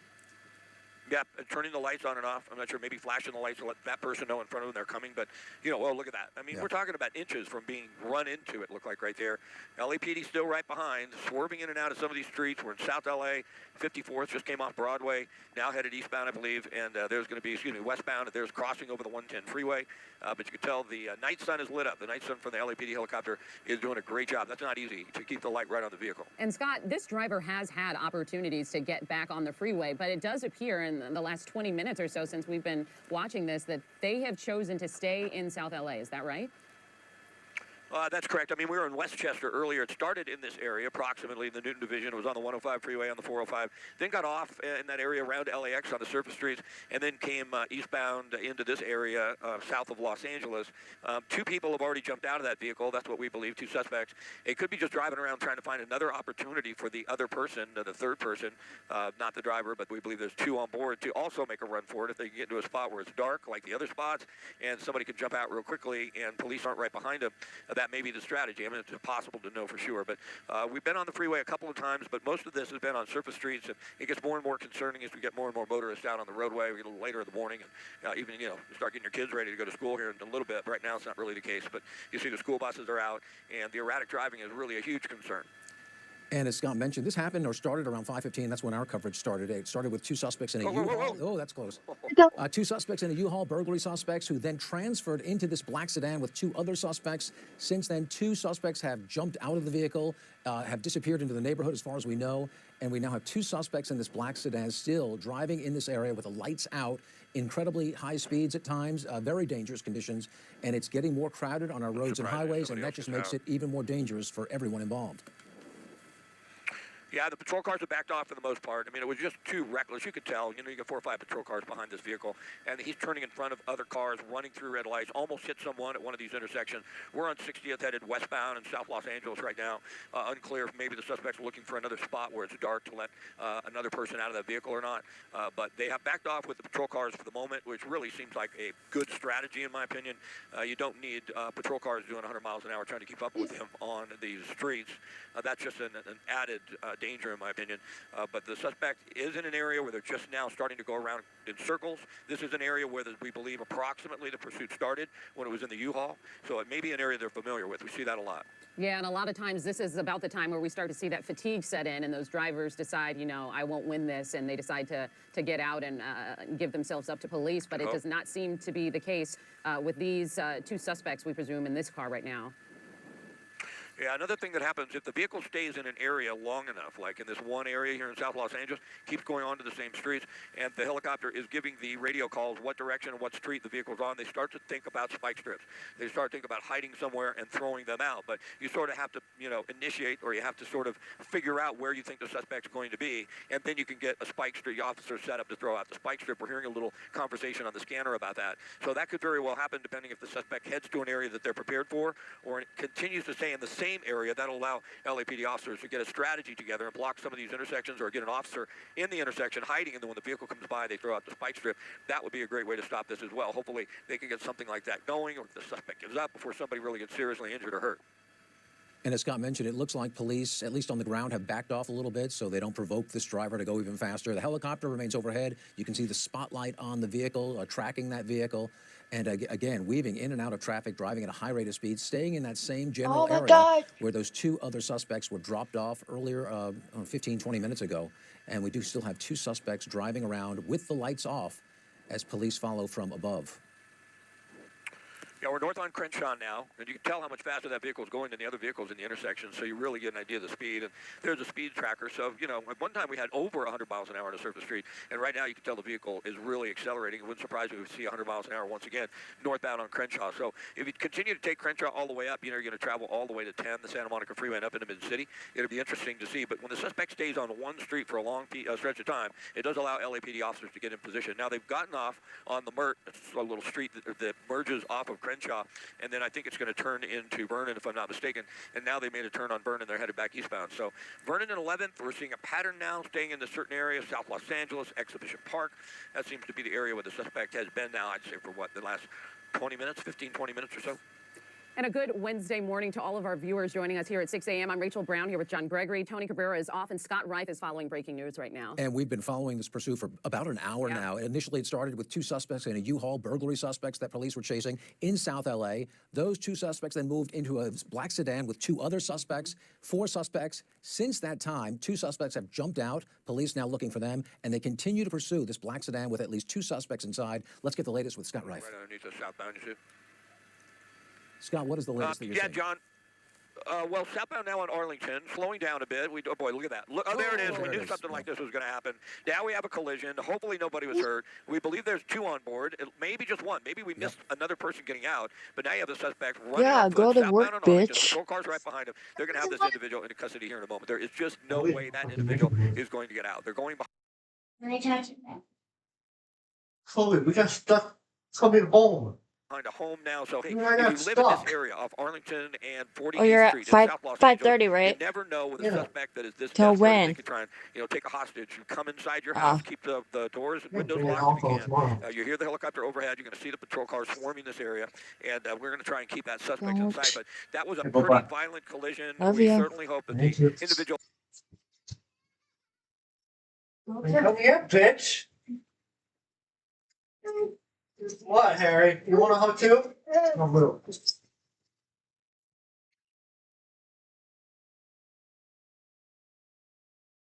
Yes. Good boy. Bye-bye. Hi.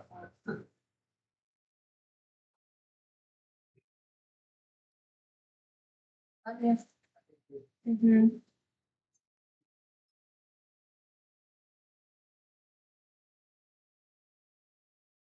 That was struck, and that car was not hurt, but certainly a collision like that could cause. Huh? Yeah.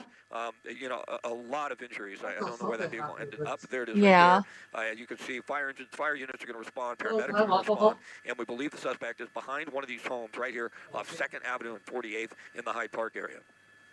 We can see those lights flashing. I can see some patrol units nearby. So hopefully within the matter of the next few minutes, this suspect will be taken into custody. Yeah, it looks like patrol units on both sides of the block there, so they do have personnel in place and Put more this personnel home. obviously on Just the way. put as it- we speak. It did appear, it up too, that there. the driver that was involved in that collision with the pursuit suspect, I believe I saw them opening their driver door. And so we hope, again, that driver is okay. But we knew something like this was going to happen.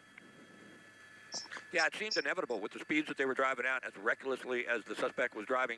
Now, remember, you know, it's hard to get completely accurate information. We thought 4 suspects were on board that vehicle, the black sedan. We saw 2 get out, or we heard specifically that 2 got out. We thought 2 were left, but another person may have gotten out, or maybe there was only 3 to begin with. Sometimes it's really, yeah, go ahead and show it to me. It's really difficult to process the information and get it accurate all the time. Can you show me? Oh, there we go. Look at this. Here's the accident. Great job, Marcel. It doesn't appear that it's that violent. We're rewinding it. That's awesome.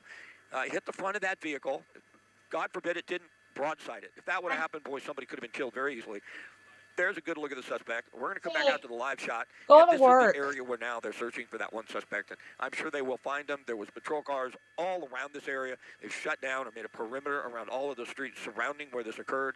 And certainly it was a violent collision, but it did appear. Can we find that vehicle in our live shot where it ended up right there?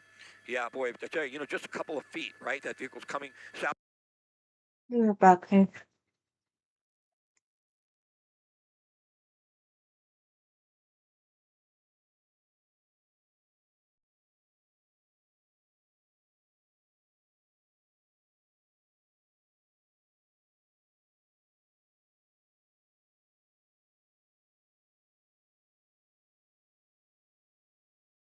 The bathroom. Mommy, I'm going to the bathroom. That's fine. No. We make sure that he locked the door. He doesn't know how to lock doors. He's dumb.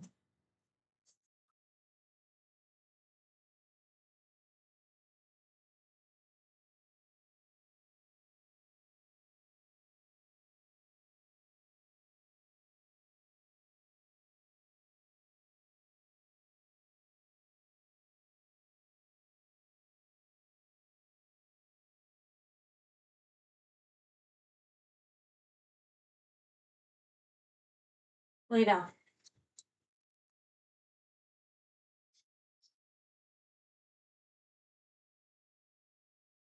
Outbound, the other vehicle is going Sorry, eastbound. guys. It hit the front of that vehicle instead of broadsiding it right on the side.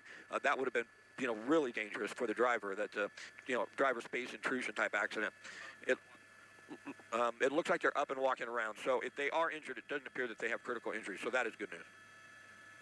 Suspect at last check, that person was in a backyard of one of these homes here that police have now moved in to try and surround.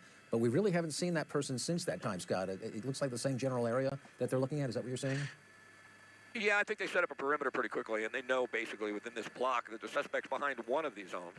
It's dark in the back, but they're going to just go ahead and set up a perimeter, keep an eye on everything so the suspect can't get out, and then at some point they'll probably bring in the canine if they can't find him quickly.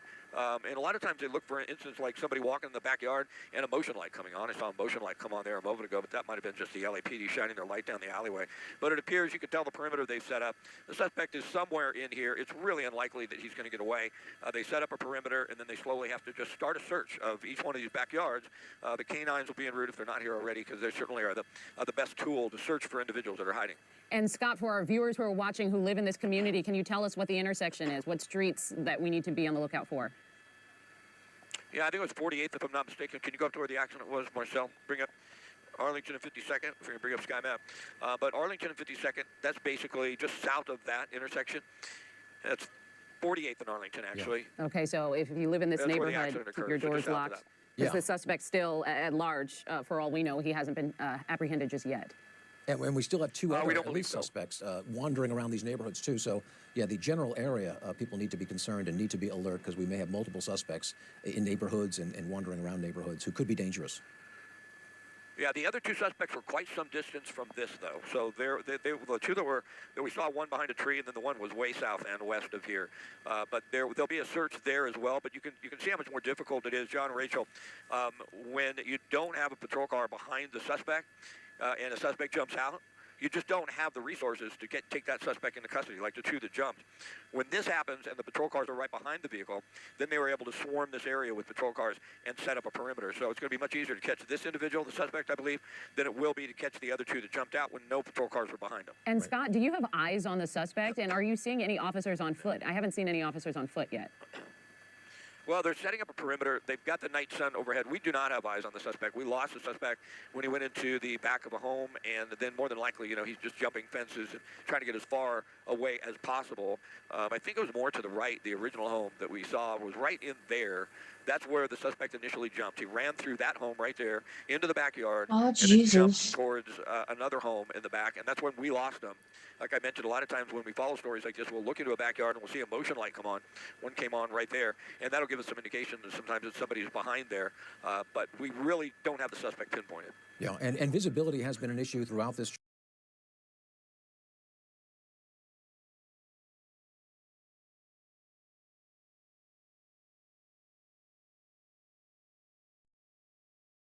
chase, not just because it's dark, but because this driver has been driving without the headlights, which made it incredibly dangerous for everybody. And of course, it ended with a traffic collision. So that has been a problem. Some daylight would certainly help police in their search efforts.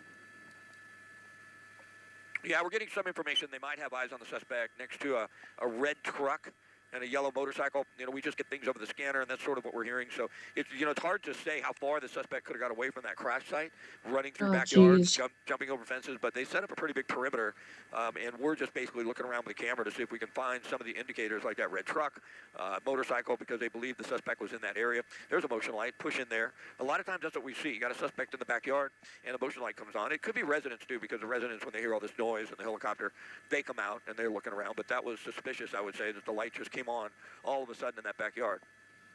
And during this hour-long pursuit, we also believe that 2 other suspects bailed at some point. And when that happened, those drivers or those people were concealed a bit behind trees. And it almost gives you the sense that this driver may have had some strategy involved, driving without the headlights on. The whole operation seemed very coordinated. Yeah. As Scott mentioned, it started with the U-Haul with 2 suspects, who then rendezvoused, it looks like, with this black sedan, possibly with 2 more suspects. Then they got into this very long chase. And then the drivers went around that neighborhood over and over again before dropping off 2 suspects. So it seemed very coordinated. It seems like maybe these people have experience doing this sort of thing. But boy, unfortunately, at this point, it does not look like anybody's been hurt, but it could have been much worse. Yeah, it could have been deadly. Yeah, I was certainly fortunate that accident. I mean, we don't know yet if anybody was hurt. I'd be surprised if they weren't, you know, minor injuries, because that was a pretty serious collision there. But they were able to get out and walk out of their vehicle. You know, it's hard to say. You get hit like that, boy, that's quite a jolt, and that'll really get your attention. And hopefully they're not hurt at all, right? There's no injuries whatsoever. But it's hard to tell for sure. That was a pretty violent collision. It could have been much, much worse, though. Fortunately, it hit the front of that vehicle and didn't hit it on the side where the driver's side was. And you can tell when the night sun is on, this is the area where they believe the suspect may be. But it's really difficult to set up a perimeter and then get enough resources in here. You got about a block and a half to make sure the individual doesn't get away. So we did hear they may be hiding next to a red truck. We're looking around. We're trying to find them. But as of right now, we have not been able to find the suspect. There is a red truck on the curb there. There was some talk about a motorcycle, a yellow motorcycle. So we may be in the right spot right here. Yeah, the daylight would certainly assist police, though, in finding the suspect. Scott, is there any word on the suspect vehicle? I'm guessing it's stolen. Do we know? No word on that whatsoever. The U-Haul, I think we might have had original information. The U-Haul came back stolen, if I'm not mistaken. I think that was the case. Yes, it was stolen, the U-Haul. The vehicle that the suspects fled into, the black sedan that was in the accident, we didn't get any update on that, whether it was stolen or not, but it'd be kind of silly if it's your own vehicle to try and get the suspects in and drive away, because they'd have the plates and they pretty much have you. But that's hard to tell, John. And early on in the chase, we saw that suspect hitting dangerous speeds on the freeway, but I'd say the last 30, 40 minutes or so, they seem to primarily stay in this South Los Angeles area, which gives us the impression that maybe there's some familiarity there. And we believe, again, 2 other suspects were dropped off at some point at the end of this pursuit. Yeah, I think the most chilling aspect was speeds over 100 miles an hour on the surface streets. I mean, that's just frightening. You see the ambulance is headed there. We pan to the right a little bit. We're trying to keep an eye on where maybe the suspect will be found, but that's where the collision occurred, and it looks like an ambulance is heading that way. So more than likely, it's hard to say if anybody was seriously injured. They're the vehicle right there, the white vehicle that was hit. You see the damage in the front, but paramedics are going to check them out and make sure they're okay. And then the one suspect is still off to the left there. There's a suspect vehicle that swerved out of control once it hit the other vehicle in that intersection, and then, of course, that appeared to be a man, made a run for it down into this area right here. There's the ambulance en route right now, trying to make sure if anybody was injured, they get some treatment. And that suspect, when he left the vehicle, looked like he was wearing all dark clothing. Again, we believe it's a man. Yep. All dark clothing, again, making it difficult to keep an eye on them in these visibility issues, dark conditions. But that's the area where we last saw the suspect, into one of those backyards. And now police have fanned out around this neighborhood. They've set up a perimeter on both sides, on both streets. And they're now working to coordinate and search those yards, which is difficult and dangerous, too. We don't know if this person is armed. We don't know what their history is. So a difficult job ahead for police. Yeah, there's the red vehicle. Marcel, can we bring up the sky map and open up a little bit? I want to give people a little perspective on where this is. So you've got 2nd, you've got Arlington, you've got 3rd, and you've got north of 52nd and south of 48th. So if you live in that area, that whole area they're searching right now. It looks like they did initially take the suspect into custody. We can take that off now. And so now they're just sort of focusing their attention off of 2nd. There's the red pickup truck. We think we heard them talk about the suspect maybe in that area. You see a lot of patrol cars have swerved into this area, and then you also see the night sun from the LAPD helicopter lighting things up. But boy, boy, the canine units, I'm sure, are en route. That is the most effective tool to try and find somebody who might be hiding in behind a home like this. And for our viewers who are just watching, just tuning in, for about the last hour and a half or so, we have been following this pursuit. These were burglary suspects, and at about 6 o'clock this morning, that suspect ended up getting into a crash with another vehicle and getting out, running away. Right now, police are in pursuit of him on foot. We haven't seen that suspect, though, in about 15 minutes or so, and that is what we're watching right now, closely watching and monitoring. And people who are living in this area, Scott just gave us perspective of this neighborhood and these intersections. You'll want to keep your doors locked, and you're going to want to stay on alert because we believe that suspect is on foot trying to hide from police right now. Yeah, no question about that. I think we might have the accident once again to re-rack and show you. We're actually working on it. We'll have that in a couple of moments. And it was a violent collision. It appeared that the vehicle, that the suspect vehicle hit, everyone on board appeared to be initially okay. But, you know, you're in shock initially. You may get out of the vehicle and then you realize, you know, my arm is broken. I mean, things like that do happen. You just don't notice the pain when you are just slammed out of nowhere by a vehicle. And the fire department is there now. But it could have been worse. It hit the front of that vehicle instead of broadsided it. But if broadsided it, then the driver really would have had a tough time, and that injuries, I think, would have been severe. But this appears to be the home that they're focusing their attention on. I believe we have that video now we can show you. And this is the pursuit as it ended. You see the suspect vehicle traveling at a really high rate of speed. Slowed down a little, fortunately, for this intersection, but going through a red light and then, boom, tapped the front of that vehicle. Can you imagine if it would have broadsided it? It just hit the front, but it could have been a lot worse. So we had that vehicle. It looked like at least one, maybe two people on board the white car that was hit by the suspect. And then keep it rolling for a moment. You see the suspect, there he is, all dark clothes. The vehicle starts to roll, grabs his sweater, and makes a run for it down the street here, and then runs into a backyard. Now, LAPD had a light over him from the helicopter pretty quickly. But boy, it gets extremely difficult to keep an eye on a suspect like this once they get, you know, behind and into a backyard. So that was what happened at the end of the pursuit. Say again, Marcel? Now we're back out to the live shot. So the suspect's in here somewhere. It can be really difficult, you know, if you don't set up a perimeter big enough and fast enough. Every now and then, someone will get out of the perimeter. It's not very likely. We don't see it very often. More than likely, they're going to get the suspect. But it can be difficult if the suspect's able to run across the street and nobody sees him, and then get into another neighborhood or another block over, and then that's outside of their perimeter. We don't believe that's the case. We believe they're going to find him in this area. I'll bring up SkyMap one more time because it is important. If you live in this area, you're south of 48th, between 2nd and Arlington, basically. You know, keep your doors and windows locked. This is a suspect that was willing to do anything to get away from police officers, and he's desperate, and we don't know if he's armed. We don't know if he could take a hostage. We don't know if he'd break into a home. So just keep that in mind. You're awake if you live in this area. There's helicopters overhead. The LAPD's low, the lights, the sirens. You certainly know something is going on. If you're watching now, you know exactly what it is. But keep your doors and windows locked. Don't allow any opportunity for the suspect to maybe get inside your house. And Scott, you mentioned this earlier. We often have this debate about pursuits and whether police should follow closely, whether they should back off. The downside, in this case, when they do back off, it does give suspects an opportunity to get loose, to sneak off into the dark, and police can't get there quick enough on foot to track them down. And we believe that may have happened at least 2 times with this pursuit, and now we have a third suspect, at least a third suspect, maybe 4, still out there as well. That's a trade-off, you know. I mean, you are balancing safety to the community versus getting a hardened criminal in custody. And, you know, how are you exactly going to balance those two? I think backing off, in my opinion, on a vehicle traveling over 100 miles an hour on surface streets in a residential area is a good strategy, because the main thing is we just don't want anybody to get seriously injured or killed in these pursuits. And if they don't catch this guy today, they're going to catch him later, right? I mean, that's the way I see it. I know not everybody sees it the same way, but I think it's a smart strategy not to pursue a suspect at 100 miles an hour in a residential area. Yeah, and to your point, Scott, we know adrenaline can mask injuries, but also he did look quite able as he got out of that vehicle and started running. So that's why we just want our viewers to be on alert. And fortunate for this driver that obviously he's okay, and it appears that the victims that he hit might be okay too, because this could have been an extremely deadly incident at the rate of speeds that he was traveling in. Scott, we're going to break away for now. I know you're overhead, and we'll be checking back with you. We want to get to some other news and also check with Leslie Lopez, get a look at weather. But again, this is a story we'll be covering throughout the morning. Yeah, thank you so much, Scott. A scary way to start the day for many drivers this morning. Good morning to you again. It's 6:19. I'm Rachel Brown here with John Gregory. Tony's off today. And let's check in with Leslie Lopez. A nice week shaping up outside. Boy. All right. Yeah, we're talking about a nice week, and we're talking about sunshine coming through.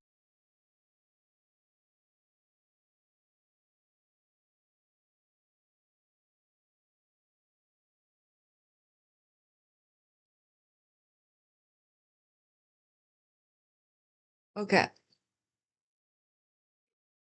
I'm gonna hop off here. I've been doing this for 3 hours. Holy shit.